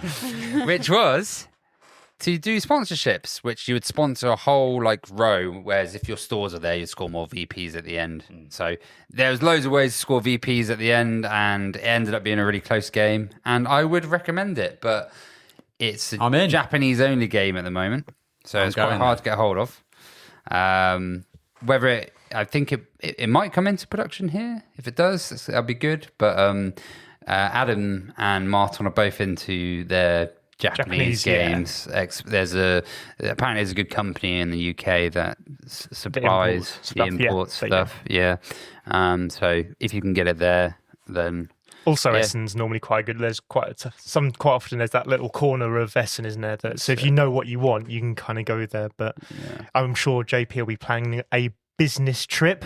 Yeah, to Japan Tokyo. soon. Yeah, I've always wanted to go, so I would love a board game. On the other end of the scale to that, while you were playing that, I was playing Thunder Road Vendetta. So every year again, I try and meet up with the Welsh contingent of listeners. So Welsh Paul and Welsh Marcus, and we'll play something. And it kind of doesn't matter what; it's just to play some games together. And they said, "Look, we'd like to get together, we'd like to get a 5-player Thunder Road Vendetta on the table." So I said, yeah, go for it, put my name down for it. So those three, and I'm just going to say Jack from Sky Tier Games played with us, because it's Giacomo, or I've heard about 5 different ways of pronouncing it from different people, but we just called him Jack. So Jack joined us as well. And unfortunately, the 5th player, their other games sort of overran and they kind of lost track of time. So it ended up being 4 of us. And we've talked about it last GridCon, because you guys played it last GridCon, I hadn't. And it's just random chaos. Yeah. But there is a little bit of something to it. So, you're kind of moving your car or bike or big rig up to the end of the track. And if someone gets wiped out, then the end of the track kind of goes on and it's the first one there. If not, it's kind of the last one standing kind of affair. Like a conveyor belt. Yeah. Well, we didn't see the conveyor belt. Did you not get me? No. So... How long did it last? Did you blow up? Very quick. I didn't. Well, kind of. I had the most stuff left. I think I had more pieces on the board than the bike player.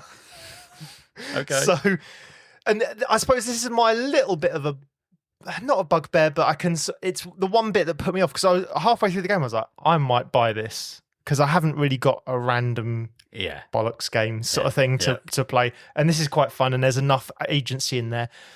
What happened was, unfortunately, Jack put all of his cars kind of in a position where everyone could fire on him. So everyone moved up and destroyed 2 of his vehicles straight out. And actually, we disabled the 3rd one quite quickly. But he was able to bring it back. But of course, at that point, you're like, he's only got 1 car left. I was like, I can't keep firing at this car. Guess who won? So, because no one wanted to sort of kill his last car. Completely eliminate him, yeah. So in the end, what ended up happening was... the big rig ended up dying before we'd got to the end. So we blew up the bike that looked like it was going to push them up, like push the next bit of the board on. So again, it's a conveyor belt. If someone goes on to what would be the next board that isn't there, you take the last board off and it moves kind of up and you keep going. So we killed the bike before it could do that. But then the big rig came up and was going through a load of buildings and taking damage, and everyone just kind of paid a little bit more attention to the big rig and it blew up. And there's a little valley in the middle, and I had a thing where my cars could put down oil slicks. Yeah. So I was just putting loads of oil slicks behind me in this valley and watching all the bikes just collide with everything. It was great. I think this is the thing. The narrative is quite cool, because I think every game you're going to come away and say, remember that time when? And again, for me, it will be, remember that time I had my 3 cars. 1 went down the middle putting out oil slicks, and the other 2 went down the side sort of gumming the works up a little bit and making that middle bit the kind of, why don't you go down there, because that's probably safer than trying to get round the cars on the edge. And so all of the bikes were just kind of colliding with the mountainsides and all this, like the valley sort of rocky bits and all that lot. Anyway, killed the big rig, get to the last turn. Jack's just 1 in front of me. Oh no, I'm 1 in front of him. So he collides with me and roll the dice. To see what happens, and he flips one way, And I thought, I don't really want him to go that way. And someone said, you can re-roll that. And before I'd even thought about it, I picked up the dice and started re-rolling it. And the second I picked up the dice, I was like, if I roll the wrong thing, I end up under a helicopter. And if you end up under a helicopter, you auto die. You die, yeah. And I was like, I can't even tell you what I rolled. I just remember thinking it's not what I want. So, of course, I rolled the dice, ended up under the helicopter. He ran and he zoomed off to the finish line. But if I hadn't re-rolled it, the chances are I would have taken him out on my turn and would have gone for it. It was just one of those things. I was just like, oh, gosh. But the little thing was that a bit like, I don't know if you've played Magic the Gathering Commander, there's a little bit of a social contract that you don't go after the weakest player, typically, to kind of, you don't want to eliminate people too quickly. Well, so it's like, it finishes the game, puts the finish marker on. Yeah, plus I just feel bad from eliminating someone. Like, we could have eliminated him on the second round. Yeah. And I felt bad a little bit. And I did think... It is prone to that. I reckon that'll happen a few times. And that's why I ended up not buying it. So, fair to him, he did everything he should right and kind of like used the fact that no one was really going to target him to get to the finish line. So yeah, he did the right thing. So well done, Jack. But complete chaos, and I have stories to take away from it. But turns out, obviously, he's from Sky Tier Games. Yeah. He's designed a couple of games and has his little, I think he said it's 4 or 5 man studio that he's got. And he said, oh, I didn't realise you're on, like, we were talking about it. And halfway through, obviously, I didn't realise you're on a podcast. He said, would you like to try my game? So we've got a copy of Onwards to trial. Yeah. It looks good. Did you get it from his boot in the car? Did he have lots of copies of Onward? No. Can we get you one of these? So it turns out he accidentally gave Paul 2 copies. Ah, okay. So Paul had already opened both of them. Makes But sense. he said, look, grab the other copy off Paul. So I ended up nabbing that off Paul. So going to give that a try soon. Nice. But it looks good, and Paul said good things about it. So hoping that'll be something for us to try in the future as well. So cool. Good game. Always good to play with the Welsh contingency. Yeah. Lots of silly jokes. So the reason why I said or a bike or a big rig, because of course the explanation was when a car does this, or a bike, or a bike, or a big rig. Everyone had to put their bit on it to kind of go, it affects these things too. And like just little jokes like that I always like with those guys. So yeah, had a blast. Random bollocks. It is basically that. Yeah.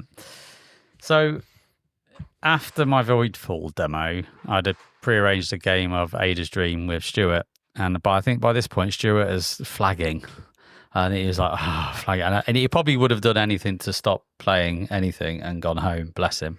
But you know, he's a man of his word. He's committed to a game. I was really excited to play Ada's Dream because I wanted to try it since we had a demo at Essen last 2 years year. ago, yeah. Not the one, the one literally last year. Which Which we wasn't found a great really, demo. We struggled to see the point. Well, it's because the teach was, and someone did say, I don't know how you teach this wrong, but the teach was move a dice and then I'll tell you what to do. Yeah, we didn't know why we were doing And it. okay, so I'll move this one. Well, that unlocks this section. You do okay, fine, but I don't know why I'm doing moving this. the dice, sort of thing. So we kind of left that demo with a bit of like, is this game good or was it just a bad demo? And pleased to say it's a bad demo. The game is really good. I was pretty written off from it, and then so was I. Yeah.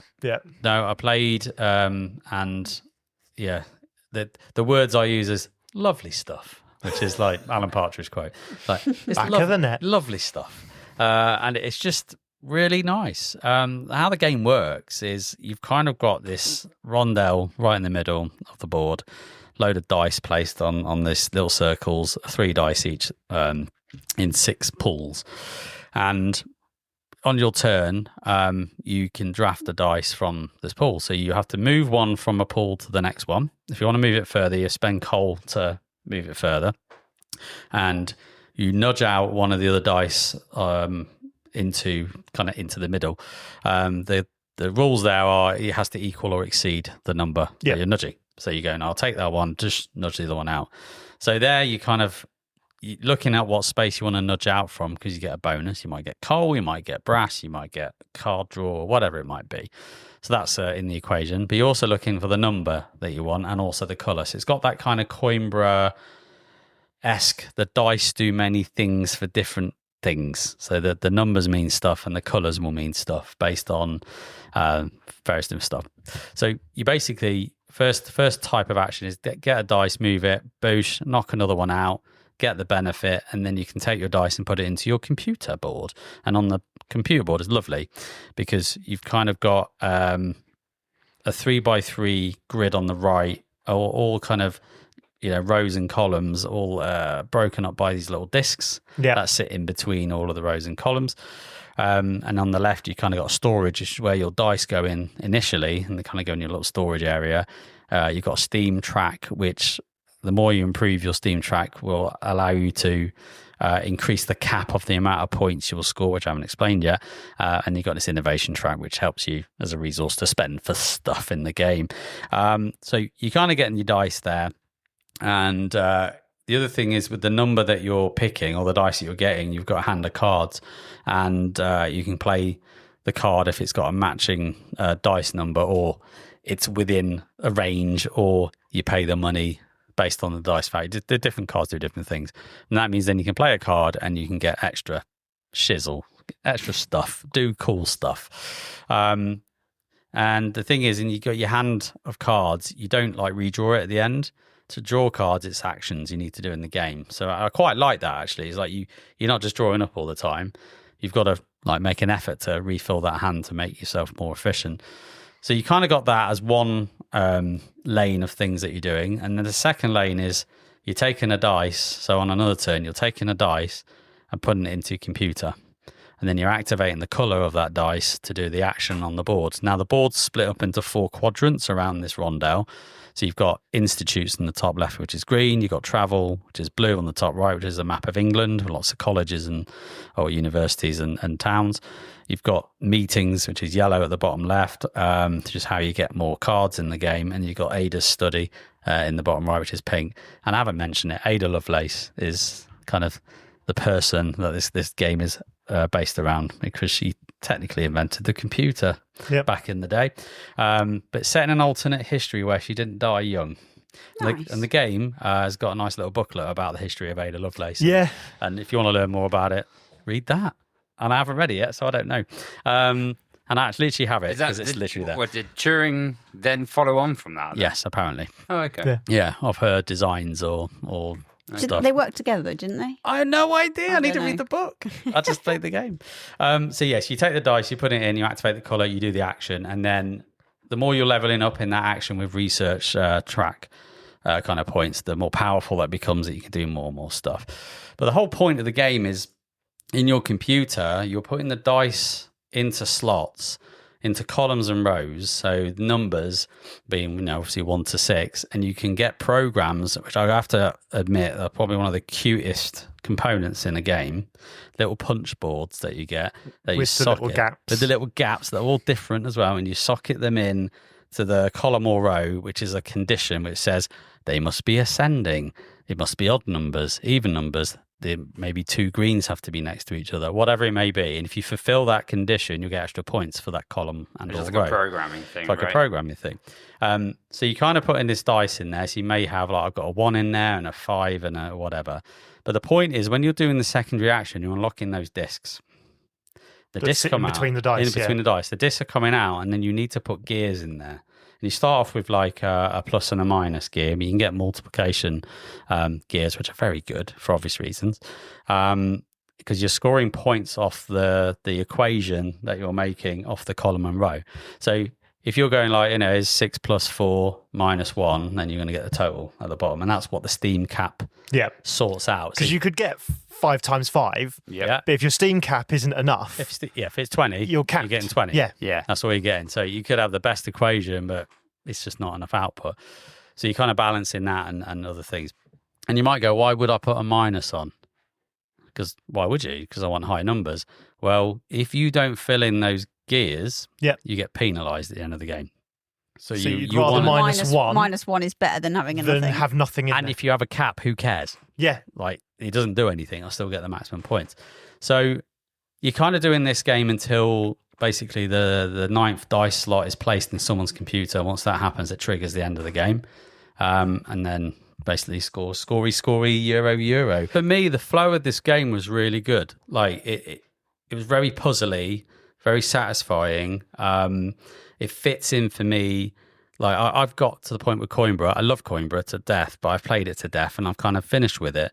And I've been looking for something that kind of fits in the similar-esque space, which dice, it's drafting, it's just nice and it. And this just slots right in. Because when we did the bad demo, it felt like Age of Dream was going to be a lot higher weight.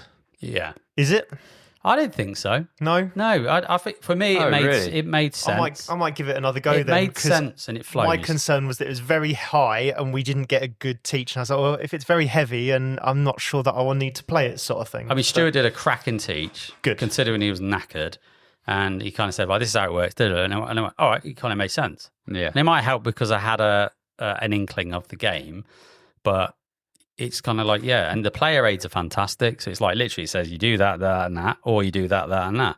And it's like, okay, so you're kind of doing two channels of action and you don't have to do one then the other. You can kind of do the first one a few times until your warehouse is full. Obviously, if you've got a full warehouse of dice, you can't take any more dice. You're going to have to start moving them, allocating them into the computer. But yeah, I really enjoyed that game. Nice. And I think coming off the demo, I needed something like that. And it was just like, it's just cool. Yeah, cool. And we played with Stuart's son, Josh, and Martin came. And Martin won the game. Nice. He stonked it with a really high kind of programs and equation scoring, where Josh just went full on, I'm just going to max these equations out. Yeah. And he got loads of multiplications and up to steam. And you know what? He got like 70 odd points just doing that. And it was quite nice to see. Actually, he abandoned a bit on the board. Yeah, there's and multiple routes. Yeah. Definitely multiple routes. And he got a big wedge on that. Whereas I kind of was a bit even Stevens and, was in the running, but not quite enough to beat Martin out. But I'm looking forward to playing this again. It means there's multiple ways of winning and there's not just one. No. Different Which paths, is always nice. Different paths. But I really enjoyed it. Really enjoyed it. She worked with Charles Babbage. Babbage, yeah. He's one of the cards. It's 100 years later. Yeah. So, just better checked than it out. Babbage. Turing rediscovered her notes and used that to help his thing. But 100 years apart, so they definitely did not work They together. definitely didn't. No. Not unless spiritually. Not unless he had a Ouija board or something. Yeah. Don't think, there's not much mention of that. Maybe he's reincarnated. Me and Becky about that time were playing Emberheart. Yes, we were. Good Vaguely game. trying to remember how to play it, even though I remember it being really, really obvious and simple. And then we're like, wait, what do the dragons do? What's the whole point? What? And it is very, very simple. Just a bit of a relearn. Just a bit of a relearn. Yeah, I think what I might try and do, and I've been thinking quite heavily about this, when I play a game, I'm then going to write like 5 bullet points to put in the box so I can remind myself this, this, and this, and this. And that is what I'm going to do. Ask me again in 6 months if I've done it. I'll say no, but the intention is going to be to do it. So Emberheart is a Mindclash play game. I would say it is definitely more in depth than one of their other Mindclash play games, which is Astra. Possibly maybe on the same level as Ironwood, I would say, I reckon. So different game though, but absolutely, yeah. So this is a kind of, it's not really auctioning, but it's It is. No, I did. Yeah, you're not, you do have finite resources, but you can, as the game goes along, cash them in for workers that return back to you. So you start with 10 grunts, they call them. Yeah. I think they actually do call them grunts legit in the book, but they're Rodney, basically, aren't they? They're based on Rodney. yeah, basically it's Rodney P, yeah. it's a one-time worker that will not come back to you. Yeah. So you're just paying for it out as it goes. So you've got 5 tokens, of which there are more than 5 kind of areas on the board to place them. You then play, if you're putting your token, say, in the 5 spot of one area, you need to put 5 little workers under it most of the time. There's another area where you can sort of win cards to add the amount of workers that you have in your pool. You can win dragons to your area. You can either get them from the poacher's camp, or you can, I don't know, tame them from the mountain. Yeah. I don't want Coax them down coax with them down from love. the mountain. Yes, exactly. With the that. Sherpa Yeah, looking. with the Sherpa looking person. Oh. Yeah, like the dove from above. It's like How to Train Your Dragon bit, right? Yes, Yeah. yeah. And then you've got the really wild dragon. yes. So the mountains is the really wild dragon. Yeah. So then you've got sort you. of pastures Which to they put. end up killing them, yeah. There's no killing of dragons in No, this. no. Your dragons No, are your friend. they kill the people, though. Yeah. The I dragons don't kill think the dragons people. kill the people in this game. They eat them. Of course they do. Yeah. Not in the game. Yeah. Of course they do. Why else, lose why else them. don't they come back? They Because either, they're tired. they either get lost trying to find someone. No. die. No. They get lost trying to find dragons. They get eaten by dragons. They get lost trying to find No, a I pasture. hadn't thought about it like that. I like that. No, they're tired. No, they're dead. And the ones that are trained know how to come back at the end. Yeah. That's how that works. Yeah. Okay, well, the dragons are eating people apparently. And the interesting thing about this game, you're do you want extra workers for VP? Do you want pastures that you can link your dragons to get other bonuses on it? You can move your tokens up further charts. But there's a really interesting bit there called the poachers, like the raid attack or whatever it's called. Yeah. It's the raid attack. Yeah, raid attack. So you've got two bad things that are an option for the end of the round. Mm-hmm. So one might be for every blue worker you have, You've got to discard a grunt. Something like that. Or one might be for every, I don't know, red dragon in your hand, you're going to lose a yellow worker, whatever. So you can you're scoping out what everyone else has got and what's going to hurt them the most and what's going to hurt you the least. So instead of taking an action, one of your 5 little pieces, you can take one of 4 options you've got, like who's going to be first next time and who can get to move one of their sort of you can move. You can cancel action, or was it? No, you can readjust your stack basically. So you can take one stack off the board and put it back on with a different number of workers. If you've bidded really heavily on one thing and no one else gives a crap, you can take that back and then maybe just use. Or you one can move worker. it as well. Yeah, you can move it somewhere else. Or if you're going to be obviously. There's only 3 things in each area. Yeah. So if you end up 4th in the bid, you're not going to get. They're just going to come back with some equipment. You're not really getting the most out of it. So you can use that to then go where there's not going to be. But only one person people. can do that in each round. Yep. And the second thing is you get extra gear and you can, is it level ties or something like that? Yeah, some mountain ties. It matches ties, which is really good for the mountain. Yeah. That's it. The third one is something like you get to choose which raid, which bad thing happens. So you're, like I say, you're scoping it out. You put one face down. Blimey, that's... Ha you think, oh God, that's really going to hurt me, but it probably won't affect anyone else. Right, I need to get dibs on getting rid of that one, even at the cost of potentially missing out on an action I particularly want. And there's a fourth one, and I can't remember what that is. Reduce the flame by 2. That's it. All the time you're kind of trying to balance how... I don't know. Some actions increase how your flamey heat you and are. some decrease How hot your actions are. Yeah, and basically it doesn't really matter how hot your actions are. You don't die because you're flame proof because I don't know, whatever the backstory is, but that's a massive score multiplier. So you win VP at the end, you count up your dragons and all the other stuff, but a way that you can get a massive amount of points, as Adrian discovered, if you're really far away from the top person, you get a massive amount of VP. So if you're really cool, if you're cool compared, yes, and everyone scores from it. It doesn't matter if everyone's at the top and you are maybe 4 down. You're the only one that's going to get this end of the game score. But if one of you is the hottest you can possibly be, and one of you is the coldest you can possibly be, you are going to get maximum points. But it's only the bit I liked about that was it's only a 10 space difference. Anything above 10 doesn't matter. So if you spent ages, so I spent quite a long time trying to make sure I was near the bottom. Yeah.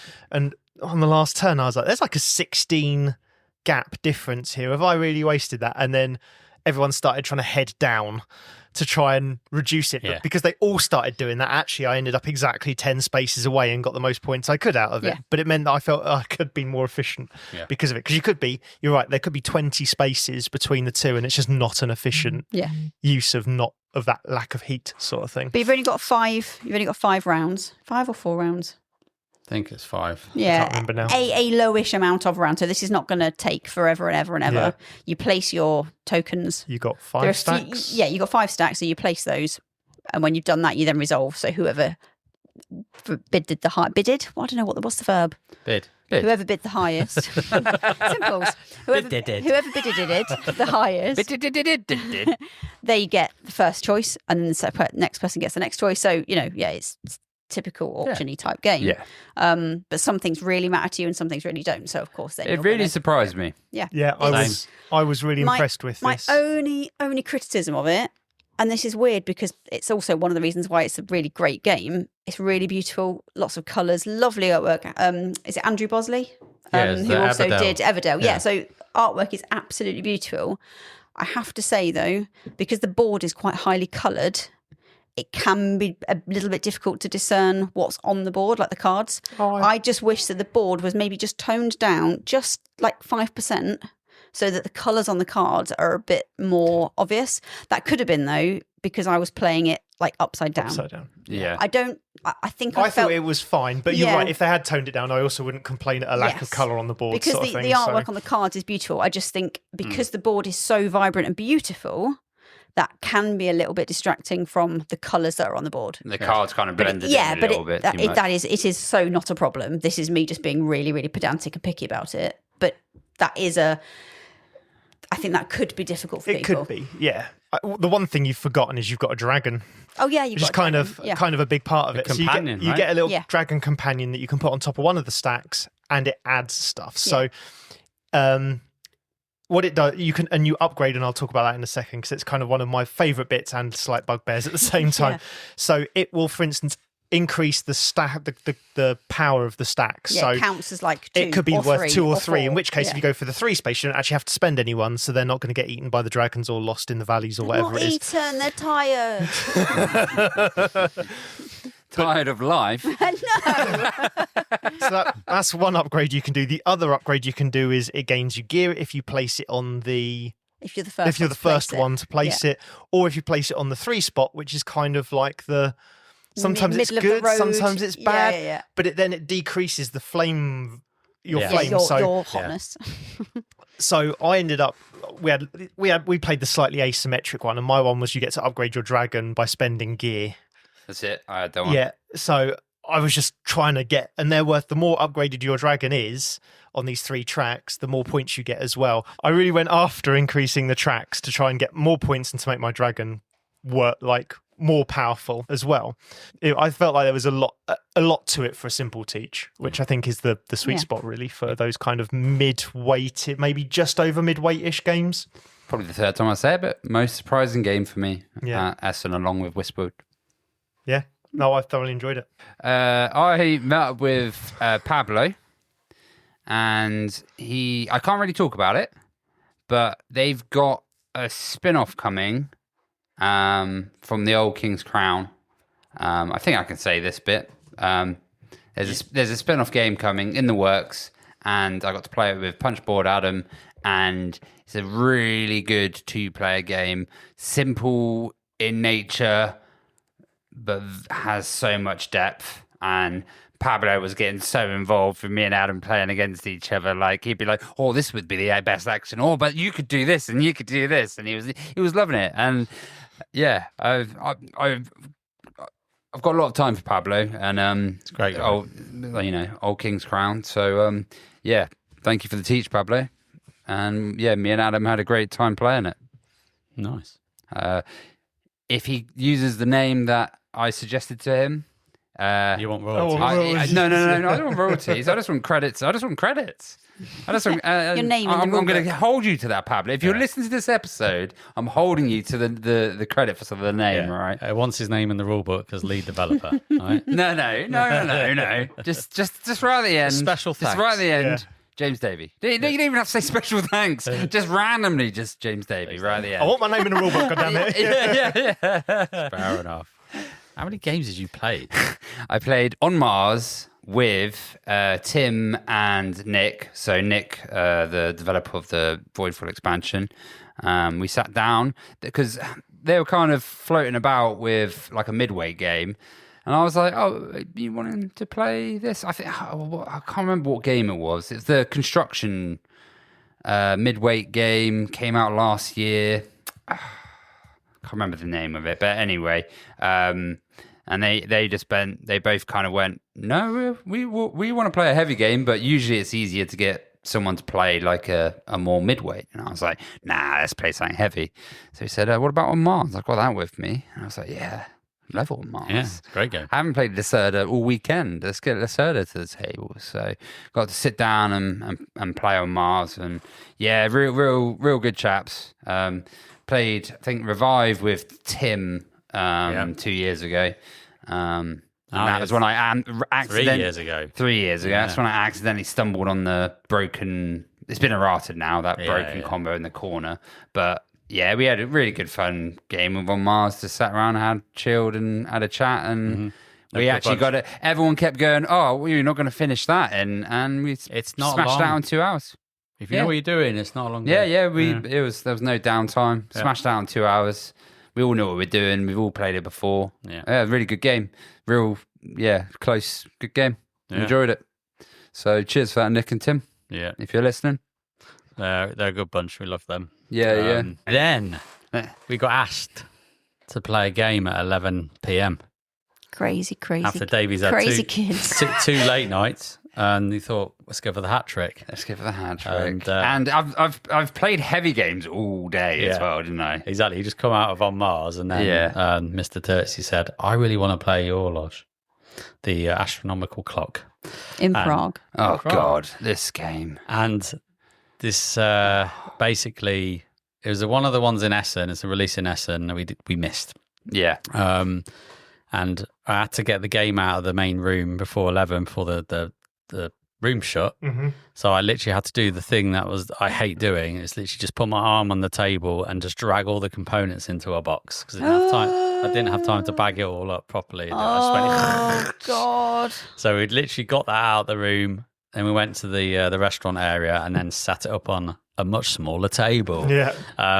And literally had to piece this thing apart. And we set it up, and it's like, oh my God, there's just so many bits and bits. It's too and busy. bits and The bits. board's too busy for me. And it's, Which it's Peroloco Games, who did Satori, which was just a white board. Yeah. So it feels like they've gone from white with minimal design to all the design. Yeah.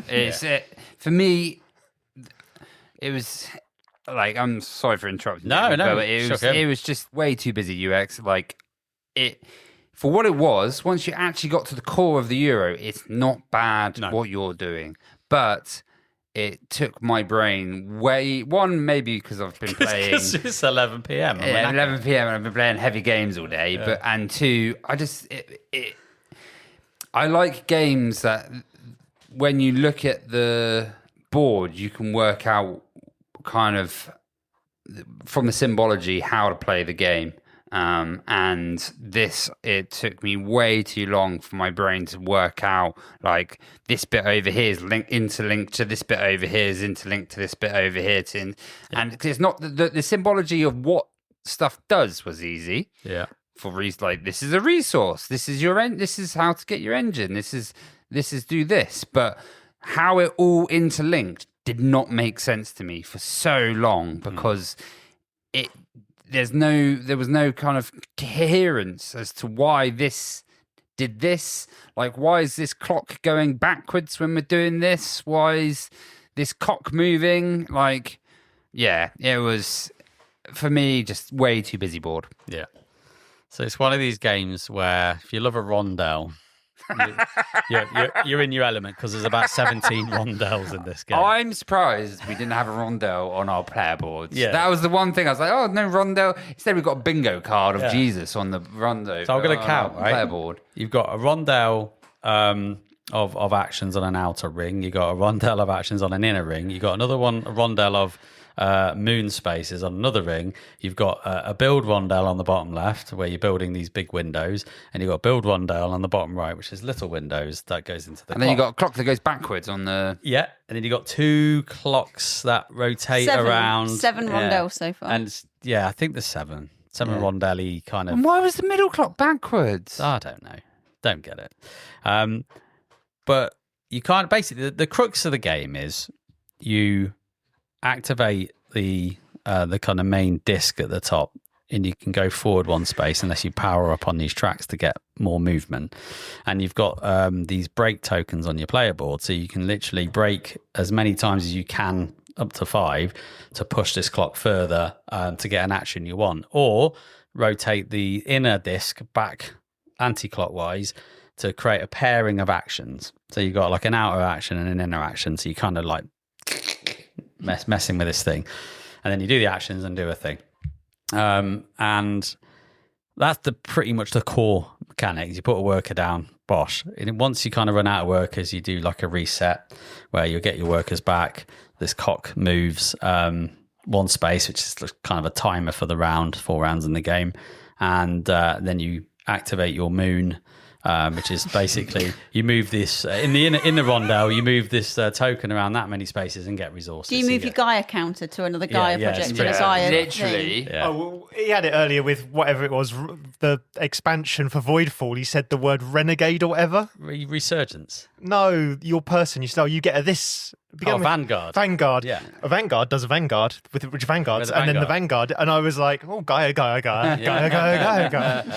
No, this the moon. Like, what the hell Yeah, and it fixes your does clock. this moon have to do with anything? Yeah. This moon annoyed me because I was like, why does the moon fix your clock? Yeah, Why Magic. is- it repairs your Magic brakes lunar powers. as well. Come on. Yeah, it really. Maybe there's some story I don't know about. Or how you meant Orloi. Yeah.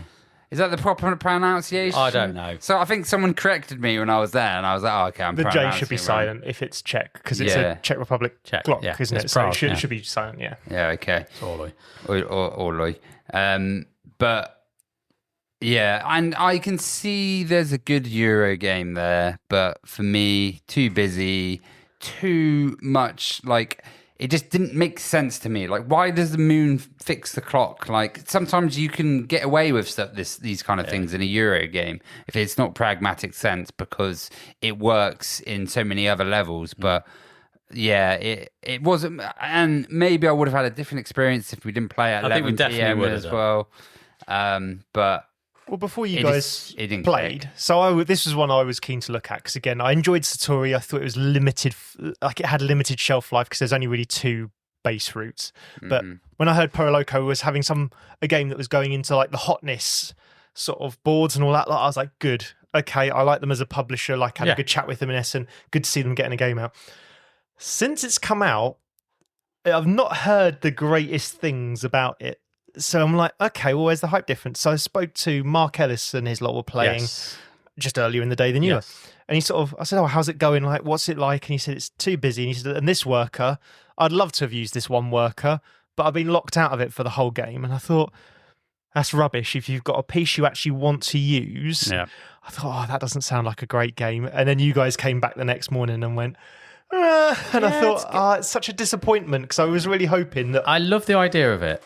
And I think there's some good kind of uniqueness in the game. And I think if we didn't play it overnight till 2 a.m., you probably would have had a better experience. would have had a better experience for sure. And I do see a good game in there. There is a good Euro in I just there. don't see a great game in there. Yeah. And I think we was having this conversation during the weekend. It's like there's so many good games, but the trouble is our shelf wants great games, not good games. Yeah. And good isn't good enough. To hit the shelf now. Yeah. And that's just the fact of the market and where we are. So I enjoyed the experience. It was fun. I mean, David T asked you to play a game to 2 a.m. Sod it. Sleep when you're dead, Tambo, don't we? That's what we do. Yeah. And that's what we I did. carried his ships back to his room. Nice. You did. We didn't know if he'd return, but he came out. So I that's came fine. back, yeah. Yeah, we just said, night, Davey. Yeah, I was going to watch Star Trek in his bathtub till whatever time. So yeah, it's I would play it again. Yeah. But I'd play it in the morning. Yeah, I don't. The thing is, I'm not even sure if I'd play it again. Yeah, fair I enough. think there's just other better Euros I would prefer to play. And then we went to bed. Finally. Nice. And then we went to bed. Finally. And then I didn't wake up again. Yeah, that was Davey's GridCon. That was my GridCon. So I will catch you all later. So Sunday morning, did we have breakfast again? Can't remember. I did. I did. Yes, we did have breakfast again. And we then played Nemesis Retaliation. Oh, you did. I Yeah. still need to get a game of that. Yeah, really liked it. It was me, Curly, Tambo, and Josh, Okay. Stu's Nice. son. So yeah, it's enough like the original version that I've played, which I think might have been Nemesis. Just standard Nemesis. Oh, okay. Yeah. So you're moving from room to room via these corridors, but it's more modular. So every time you go to explore down a corridor, you're going to flip a tile. It's going to tell you what kind of room to put, either pile A, pile B, pile C, or rando pile. And from that room, it's going to tell you where the corridors lead. So Curly got really, really irritated because he was trying to then backtrack to get to another room. And he had to go literally all the way around the ship because none of the corridors would go the correct direction he needed. So you roll for noise to see if you're going to get any of the aliens coming at you. And each corridor's got a different number. So you might pull, as you pull them out of the box, they're all just random order. So you might have a room surrounded by number 4s. So if you roll a 4, that's just going to be bad times. But it might be all 1s. So you might not get any noise at all. So that was quite interesting. It still had that kind of sort of your own objective mixed with a basic objective. So you got to decide, is everyone being nice or is everyone going to try and backstab you at the last minute? Guess what happened? But actually, no. Shenanigans. Yeah, shenanigans. But right at the end, everyone did ditch their dodgy objectives. So we did all win, which was nice. Because you didn't achieve your dodgy We did, objectives. yeah, this is it. I didn't really understand. That's what it was. Yeah, Really what it I was. didn't really understand my dodgy objective because it was to do with something that was different this version, which is there's a ship coming down. Yeah, you need to land. arm the machine gun or And the missile turret, machine whatever gun's it is. gonna. I can't remember. I couldn't figure out what my version of the. And it's like, well, it doesn't appear to be moving very much, and it doesn't appear like anyone else is moving it. So if I start moving it, that's gonna. Because you can pick this much later than the original Nemesis, Yeah, you stay. right? You hold on to it till the you end. hold basically. Hold on both, to you it hold till both the end. objectives. The Yeah. first person to ditch one of them gets to pick another 3 action cards. Okay. The second person to ditch another one gets 2 action cards. Yeah. And if you're the last person to ditch Yeah, it, I did hear that was quite a yeah, nice so little that is switch quite up. interesting. Yeah, that is quite interesting. It was all going nice and simple. Then, like happens in Nemesis, suddenly the board is full of aliens, and it's all You've got a little bit more firepower now, though, don't you? With Well, retaliation. I was playing as the medic, so okay. me not really. Yeah. Your Marines generally, like there's a lot. Of Yeah, Marines there was a in lot more. Grenade throwing. I don't know if it's the same with the original one because I can't remember. But you're fighting in your corridors is very different from fighting in the rooms. No, so this is new for this edition, and it's what I like is that because you're in a corridor, firing down a corridor means you're sort of firing more and it's hitting a more. lot more effective than trying to Firing fire in in the a room, Yeah. it's harder because it could be anywhere sort of Yeah. thing. Tunnel So in. Makes Yeah. sense. Makes I like sense. So I like that's the idea of quite that. nice. You at the What I was about start. to do, it makes sense. That's like Sean Connery. Yes, it makes sense.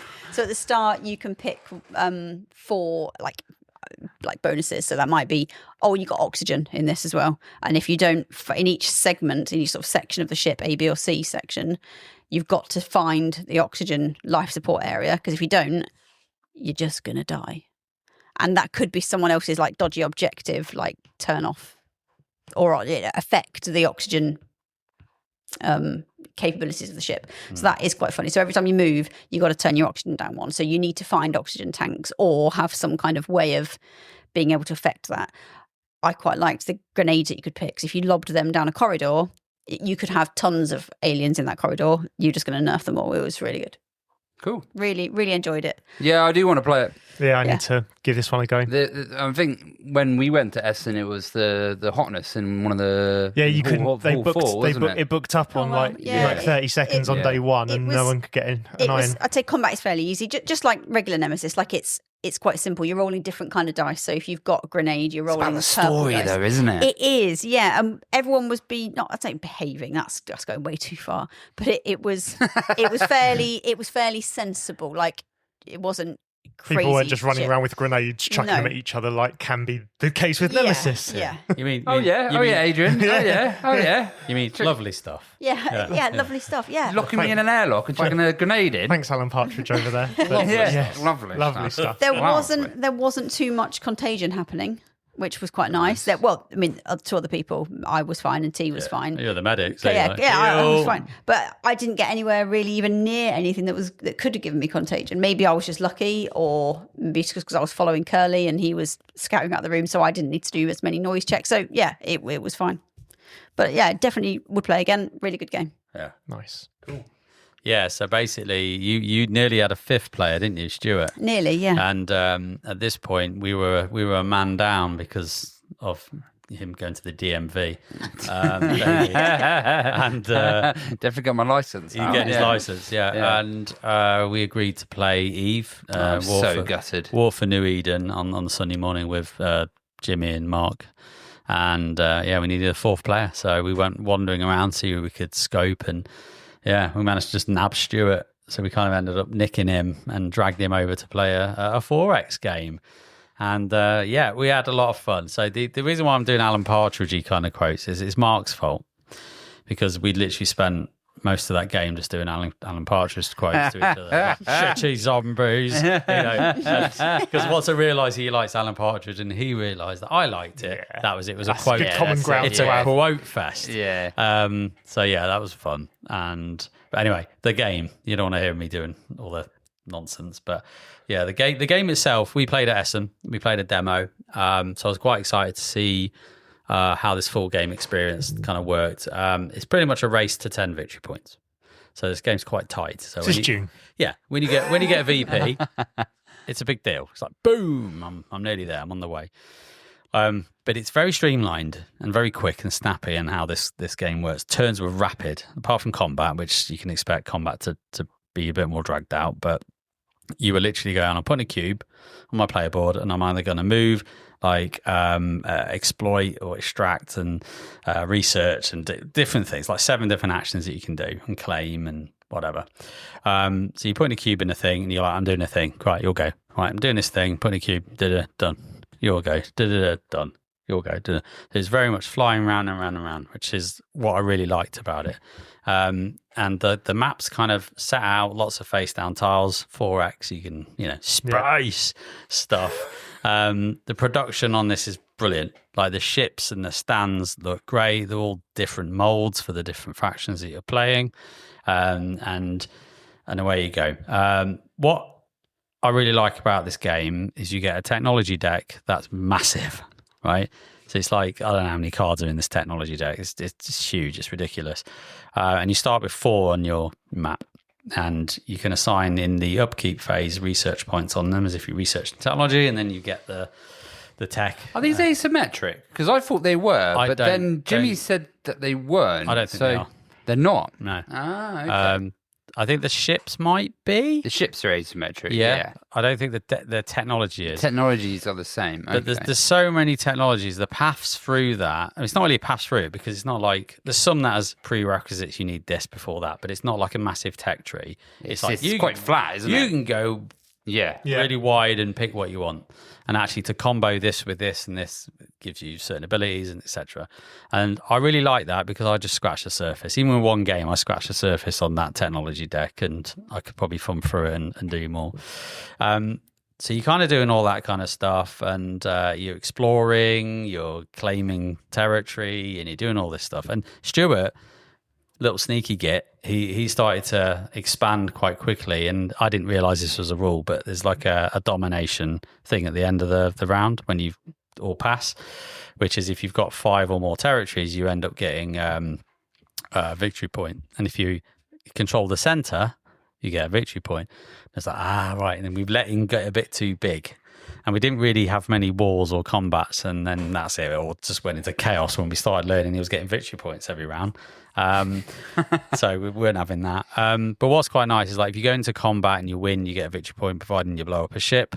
But you can also do victory points through non-combat actions as well. So you can kind of trade or buy victory points using a combination of There's a market, isn't there? Where you can put the resources in and that can buy you a VP. Yeah, right? it's like you just trade it in. It's not really trade. I forget what it is. It's it's. Is it a Federation thing or no? It's one of the actions. Doesn't matter. It is a marketplace down the bottom, though. Yeah. You have a trade action which allows you to convert something to something else, but then it's you like can buy a victory point. You can buy victory points, and you can buy other cards, but you get mission cards as well, which are quite fun. Which is that if you do this thing, I had one called a harasser, which means if I'm next to someone's home system with one of my ships. Basically, I'm just annoying them. I get VP. Or if I do this particular thing where I hunker down, build this citadel, and have a large, medium, and a light ship in one place, I get a victory point. So I kind of rushed my large ship production. I went up to a medium hull to get my large hull, built that ship, moved it in, and that was quite good because I was the only one with a large ship. And then I started kicking everyone's ass, which was fun. The combat is quite cool actually, and it's quite simple to do. And normally in these kind of games, there can be a bit complex and fiddly. Or just massive dice rolling. Or it does have a bit of dice rolling in it, but it is limited to 3 rounds, so it does end. Yeah. So sometimes it's like, keep going, you go, I go, you go, I go. Yeah. And you do it 3 times and then it is what it is. So it does finish. And the dice are basically you got white dice and black dice. White ones have more targets on and black dice have more hits on. And the idea is that you have to roll enough targets to the difficulty of the ship. So if the difficulty is 2, I need to roll at least 2 targets. And then I need to roll hits in order to penetrate damage through their shield. Deal the damage. So, but it's all on 1 dice and it's quite fairly straightforward. But what I didn't realise in combat, because in the demo we didn't really do it, you have 3 orbits. So you have like a light, medium, and heavy orbit, where you can put a leader ship in there and you can put supports behind it, which will help boost its die rolling, or you can put them in their respective orbits. And everything resolves from light, medium to heavy. And you also have these deck of strategy cards that you can play before you have your combat, face down to your opponent. So you go, this is pretty much what I'm going to do. And that might modify certain rules in combat. So you might get an extra defense, or you might get some more evasive things, makes ships more harder to hit. Slightly Twilight Imperium. It's kind of, but once you spend that strategy, it's gone. Yeah. It's done. So you kind of reminds me of Star Wars Rebellion, but you don't get your cards back. So when you have combats with that, it's kind of similar. But yeah, we have fun. And Stuart kind of got to the point where he did the Mario Kart effect, and I was just behind him.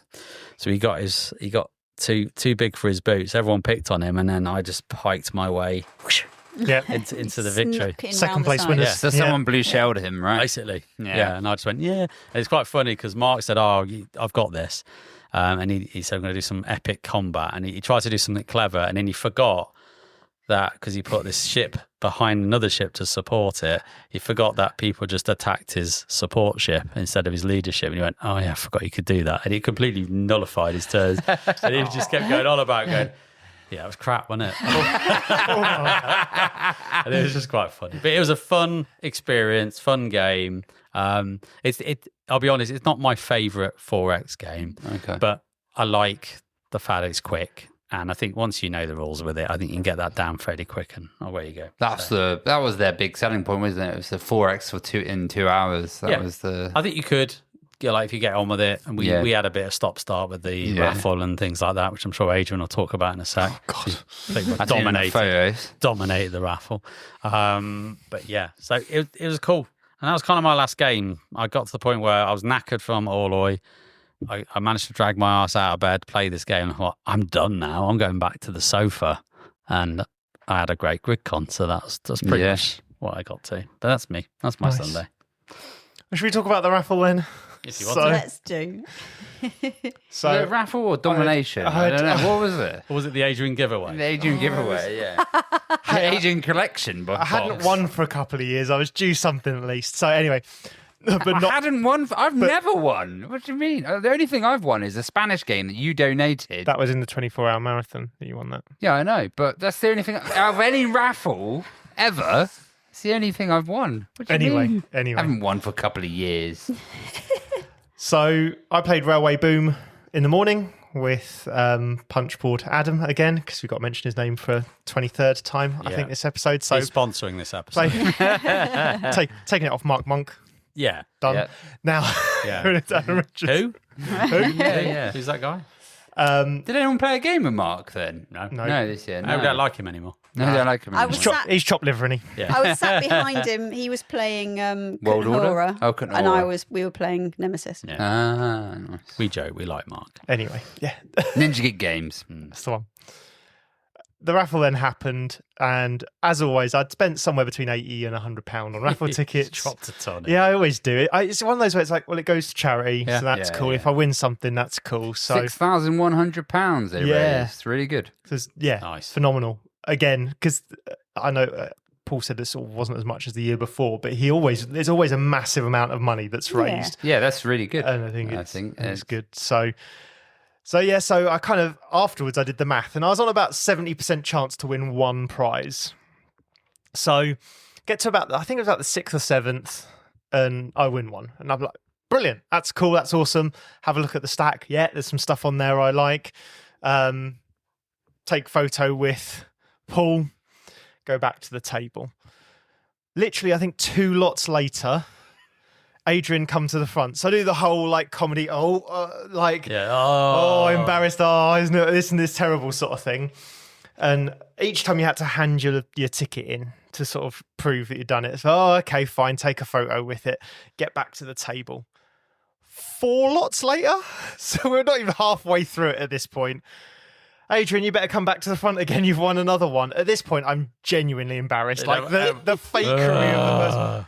So I get to the front and I can't find my ticket. It's scrawled up somewhere. So it felt to me like I spent 2 hours searching for a ticket. I'm sure it wasn't that long, but it felt like I spent an eternity. Oh, God, I missed this. Searching for. I could feel myself getting redder and redder and redder and all that lot. And find it and all that lot. So by the time I've taken my photo, which can I say is an epic photo. It is a great photo. It's like Mark Ellis's comment on it in Slack is amazing. What did he say? He just said you could see the amount of embarrassment I was feeling. It's a every pure photo. cringe photo. Because the funny thing was, I thought, I know he's going to be really pleased to win. Yeah. But every subsequent win, he's going to be an nth more embarrassed. So the second one was like, oh, what great luck sort of thing. Like, I'll do the comedy thing. By the third one, I was genuinely like, this is actually embarrassing. I can't find my ticket. Like, everyone will hate me. Like, again, and I was just like, oh no. So it was lovely to win 3 lots. If like, Isn't it usually Jimmy though? Isn't it usually board game Jimmy that wins though? There was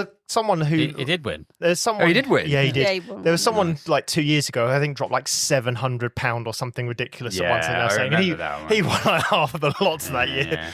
So, but either way, so I go up and get those and come back, and that was sort of looked through the pile. And there's only a couple of games I was like, I'm not going to play those, so can bring and buy them or whatever. Or I sold Galaxy Trucker to Becky. Because I knew you'd asked for it and all that kind of stuff. But there was Sanctuary, there was Emberheart, which was great because obviously having just played a good game of that. There was Flamecraft, Astralis. I've never played Codenames before. That was in the stack. So there was a good stack of... It was Project Galileo as well. No, I didn't win that. Did you? I thought you did win that. Oh, okay, sorry. That was one of the ones he didn't win. Okay. There was a couple of Freedman Frees in there, so Free Rail, I think it's called, or something like that. I don't know, but I've been wanting to play a Freedman Frees for a while, so I was like, okay, that's all cool. Like, so genuinely really happy with the stack of games I won as well, because at least 2/3 of it I was like, well, that's actually going in the collection. So again, phenomenal, and thanks to Paul for organising and all that, and just. Again, also lucky I didn't win one of the games that I'd put into the raffle, because I did that at 24-hour board game. My favourite lot got told off by you for looking annoyed at winning my own game back at the 24-hour board game raffle. One of my favourite lots on there was there's a big box of Primal, and then there's the Taunton Monopoly on top of it. I was like that. I like how that was the kind of we'll balance off this epic prize by a poo on the top. But Taunton Monopoly did make me. Yeah, it is kind of like yeah. you're never going to get played. It'll be maybe put up somewhere, right? But yeah, so I made out like a bandit on that, if I'm honest. But as I'd won the third lot, someone spilt a drink, which nearly like made it onto all 3 lots at once. Oh no! Yeah, so I was like, oh my god. Why no games? But luckily, it just missed. I wasn't there as well. No, so. I know it wasn't rum or anything. No. And then Louisa Berry came over and said, "Look, what are you going to do with this like little dragon oxalotl toy? Because I know someone who their kid is going to really appreciate it." And she was like, so what can we do? And I was like, what am I going to do with this toy? It's going to sit on a shelf or whatever. Absolutely, just have it. And then. Was lovely to read, but Emma put on Slack like sort of a little picture and a little sort of story of what happened and all that lot, and just a big thank you and all that lot. And it was like, it was very lovely. It is very nice. So glad the oxalotl, not oxalotl, whatever it is. I'm glad it went to because a good you home. won a lol. Yeah, I did win. Yeah. So no, I'm just grateful that went to a good home as well, and it was a nice. For me, it was a nice sort of finish. Yeah. Have it because I think she posted up on the Tuesday or something like that, and it was just a nice touch base afterwards. So it's hard to maintain a grumpy demeanour when that sort of happens. We know it's a persona. But no, so yeah. Why are you grumpy about winning? I wasn't grumpy about winning. Right. I was awkward about winning. I just like to be grumpy in general. It's a nice state of life. Generally. Yeah. I try and balance him, but it's impossible. Yeah.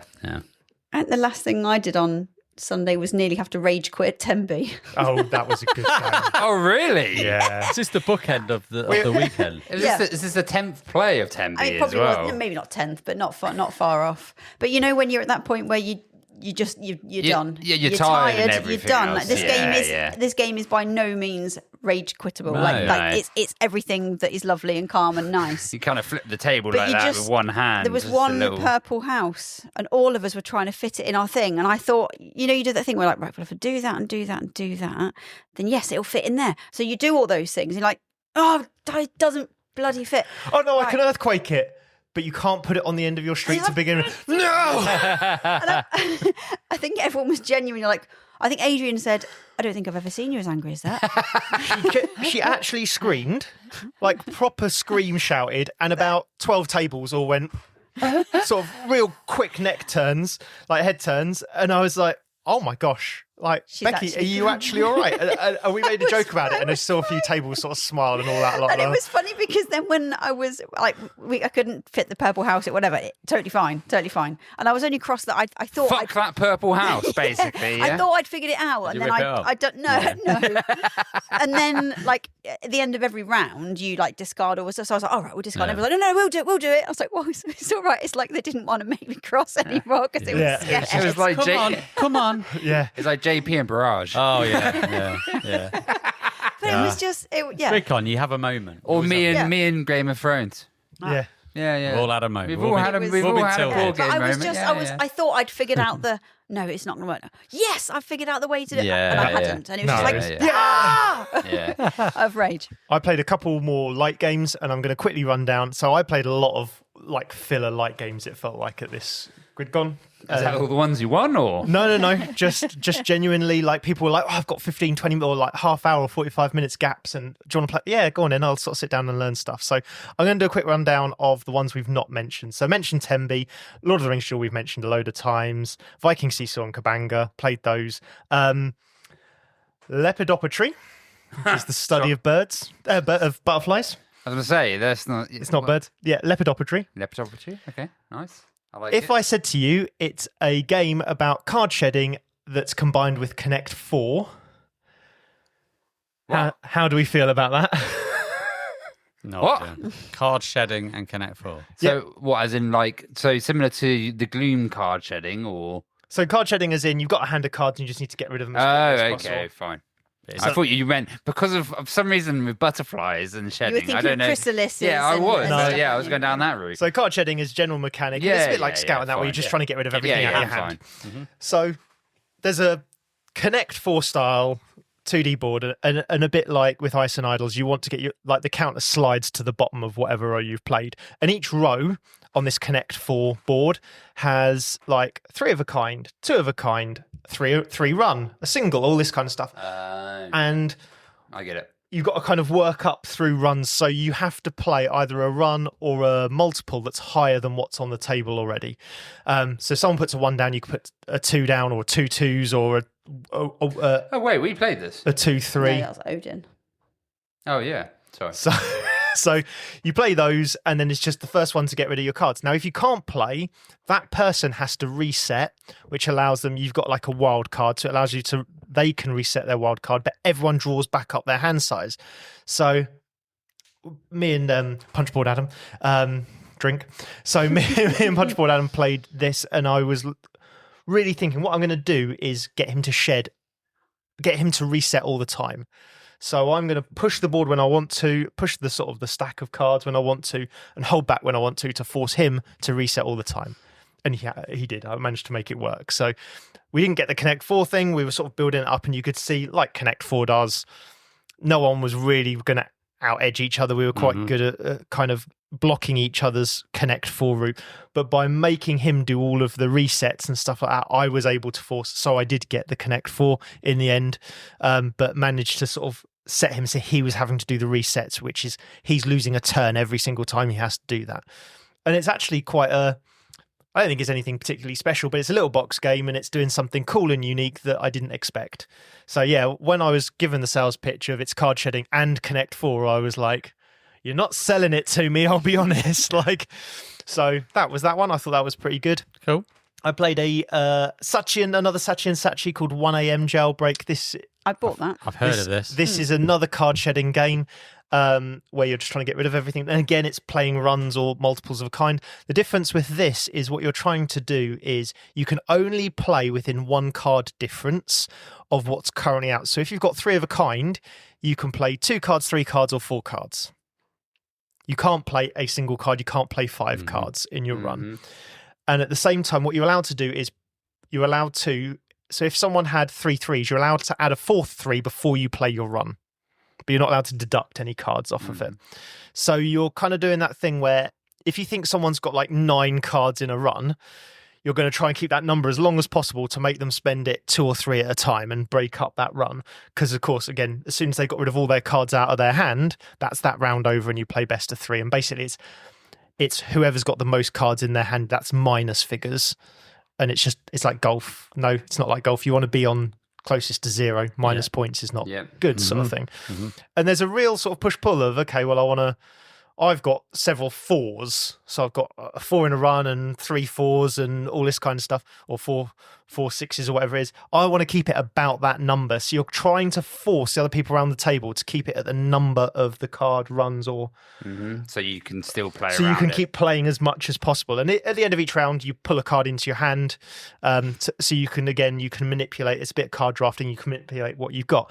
And again, it's doing the usual sort of trick takey and sort of card shedding thing of it. There's nothing particularly special about it, but it does exactly what it needs to.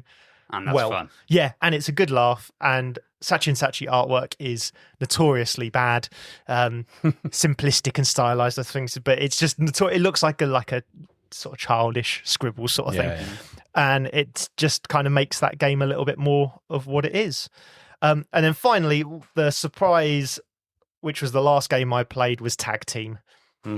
So I saw a lot of that about. Yeah, so Marcus has been playing this on BGA. Apparently it's quite good on there, and he picked up a version. He said, do you want to play this? And I was like, you told me it's basically a memory game, and my memory is shot at the best of times. So there's multiple different characters. You play 2 of them at the same time, and you... Like tag team wrestlers. Yes. So he had like Morpheus and... some other underworld demon as part of his. I had cowboys and fairies at one point on the Fae, whatever it's called on mine, and each set is completely different. So what you do is you put down their basic card to start with of the both people, and you just sort of shuffle the 2 of them up and you put it down, and then you each turn over that card and you do whatever it says. And it typically is, here's a special power, here's an attack, or here's a defense. So if you attack, you just take the amount off of one player, and as soon as one of your players is eliminated, the game is over. And I thought, I can't see what's here to this game at all. Okay. And if I've got memorized 20 cards in a stack, you're having a laugh. You normally get about 7 cards into a stack and the game is over. So that's all you're kind of having to memorize and work out. But let's say the first card in Marcus's stack is an attack card, and you then draw 3 cards out of the combined deck of everything, and you look at them and you add 1 to your deck in secret to where it's going to be. It doesn't have to go on top or bottom, but if I know his first card is an attack card, I might make my first card the defense card and hope that he hasn't made his first card something different to push the stack sort of differently, so that what you're trying to do is maintain all your defenses against their attacks and trying to dodge all of their defenses against the attacks. And it works. Now, I ended up playing these 2 really complex characters, which was the Cowboys and the Fae. So the Cowboys only, doesn't matter how much damage they do, they only go down 1 space. Doesn't matter how much you heal, you only go up 1 space. So he was doing like 12 damage, which would 2-shot a normal character, but it was like 1. So you still do a lot of chip damage, like. But again, if he'd sorted it out so it hit my Fae was like 3. My Fae's like 3 people, and you kind of wipe out 1. Then the next turn you wipe out the next one, then the next turn you'd wipe out the next one, and then you have to wait for the card that says, like, if all your Fae are spirits, you now lose out of the deck. And it was like, oh, okay, fair enough.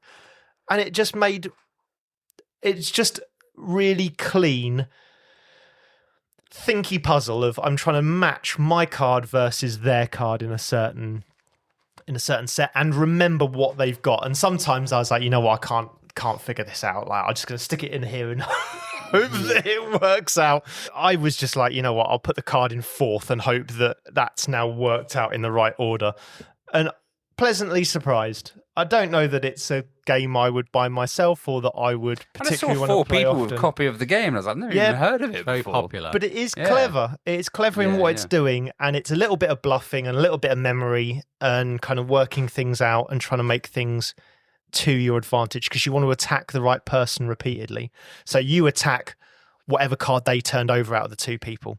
So if they turned over the demon or whatever it was, you're attacking that one. that's the one I'm attacking. Or I had a character that always said attack the other one. Yeah. For instance, and so you're trying to then match that up to be right because what you don't want to do is spread all your damage over both characters because you want to just knock one Take out. longer, right? Yeah. So really clever idea, worked really well. I can understand why it got a lot of hype. Nice.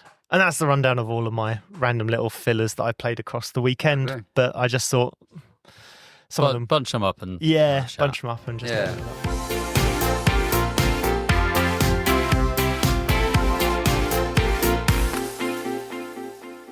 Anyway, I think that kind of sums up our wraps us up, I weekend. think. So, as always, a massive thank you to Paul, Vicky, and The whole Team. clan of the whole helpers. team that helps out. Again, I'm always there to set up and tear down, and there's always like at least another 6 or 7 people there supporting that, as well as, you know, demoers and people. Just putting together the raffle was just someone's job on Thursday, was sorting out all that lot. So massive thank you to that. We know how much goes into it. Each year we hear about something that's not worked or feedback that they have to deal with, and all of that kind of stuff goes a little bit unseen to some extent. And it's just, we appreciate the amount of work that they put into making it a thing. Yeah. It's just, it's, like you said, it's pretty much one of my favourite conventions, if not my favourite convention. And this particular one, I've enjoyed the most. This has been my favourite GridCon. I really enjoyed this one. Just, I don't know, just gaming with different people, interacting with different people. And I'll just say a quick shout out to Sophia, who ripped me mercilessly while I won. Yes. She was brutal. Yeah, she's brutal. So but thanks. She's great. So we like her. But no, she was chatting to me and Rob at Games Law. We had a good 10-minute chat about games and stuff, and she listens. She's also in our Discord. So, she is. So thank you, Sophia. Awesome to talk to you. Also, Alex Thorne, who recently had a kid. Not board gaming as much as he used to, but also a listener. And yeah, we had a nice little chat about stuff, life, games, babies, and all sorts of stuff. Yeah, but it's just had a catch up with him as well. yeah, just lots of little people. I've got a shout out to Scott as well. He came over and had a chat, which was really nice. But I didn't get to chat to him as much as I would have liked because we were kind of in the middle of on Mars, and Paul had done the 10-minute timer or something or other. Well, not in the middle of, but towards the end. So we were kind of turning it up. So sorry, Scott, I didn't get to chat to you as much as I would have liked, but it's always nice to say hello. Said that he listens to the pod. So thank you for that, Scott. I think it's just nice to meet listeners. So many people now, and so many familiar faces. Again, this is the event where I might see this person once a year, and I've played one game with them 3 or 4 years ago, and yet you can still pick up and have a good chat about what's been going on and all that kind of stuff. And between that and the number of people that are like, oh, listen to your podcast, you think there's only like X number of 100 people here. I know we do turn up on the Gaming Rules channel every now and again, which helps sort of that cross-listener base sort of thing. But it's always just, I still have to kind of pinch myself slightly when I think, how have we got here compared to where we were 3 years ago, where people are constantly sort of coming over and saying hi and just sort of, it's good to game with you and all that kind of stuff, and great to listen to the podcast. So. Through bloody perseverance. That's always, how it's always blows my mind, but always grateful that people do come and Played that say the other hello. day, didn't you? It is, yeah. And I don't mean the dinosaurs. Yeah. But no, great convention. Loved it. Can't wait for next year. Awesome. It's the people, isn't it? Yep. People It is. make the It always is. convention, It's the right? family. Yeah. Yeah. And it's the convention where I actively don't play with our gaming group. I do play, but actively try Yeah, and you want to mix it up. The whole point is to get out there, isn't it? Yeah, GridCon is that for me. It's like I'm going to play with those guys because I don't see them. And I didn't get to do it as much this year. you were which is a demoing. shame. I did demo for a full day, which didn't help. But I did think to myself, I didn't do as good a job of spreading myself about as much as I do in normal years. Whereas I think I only played 2 games with you all. Played Covenant with you. Yeah, I played Covenant and Orlo and Defend, but yeah, so 3. Yeah. Me and JB played 3, but I kind of just mingled, which was nice. Yeah, lovely Stuff. Lovely stuff. Yeah.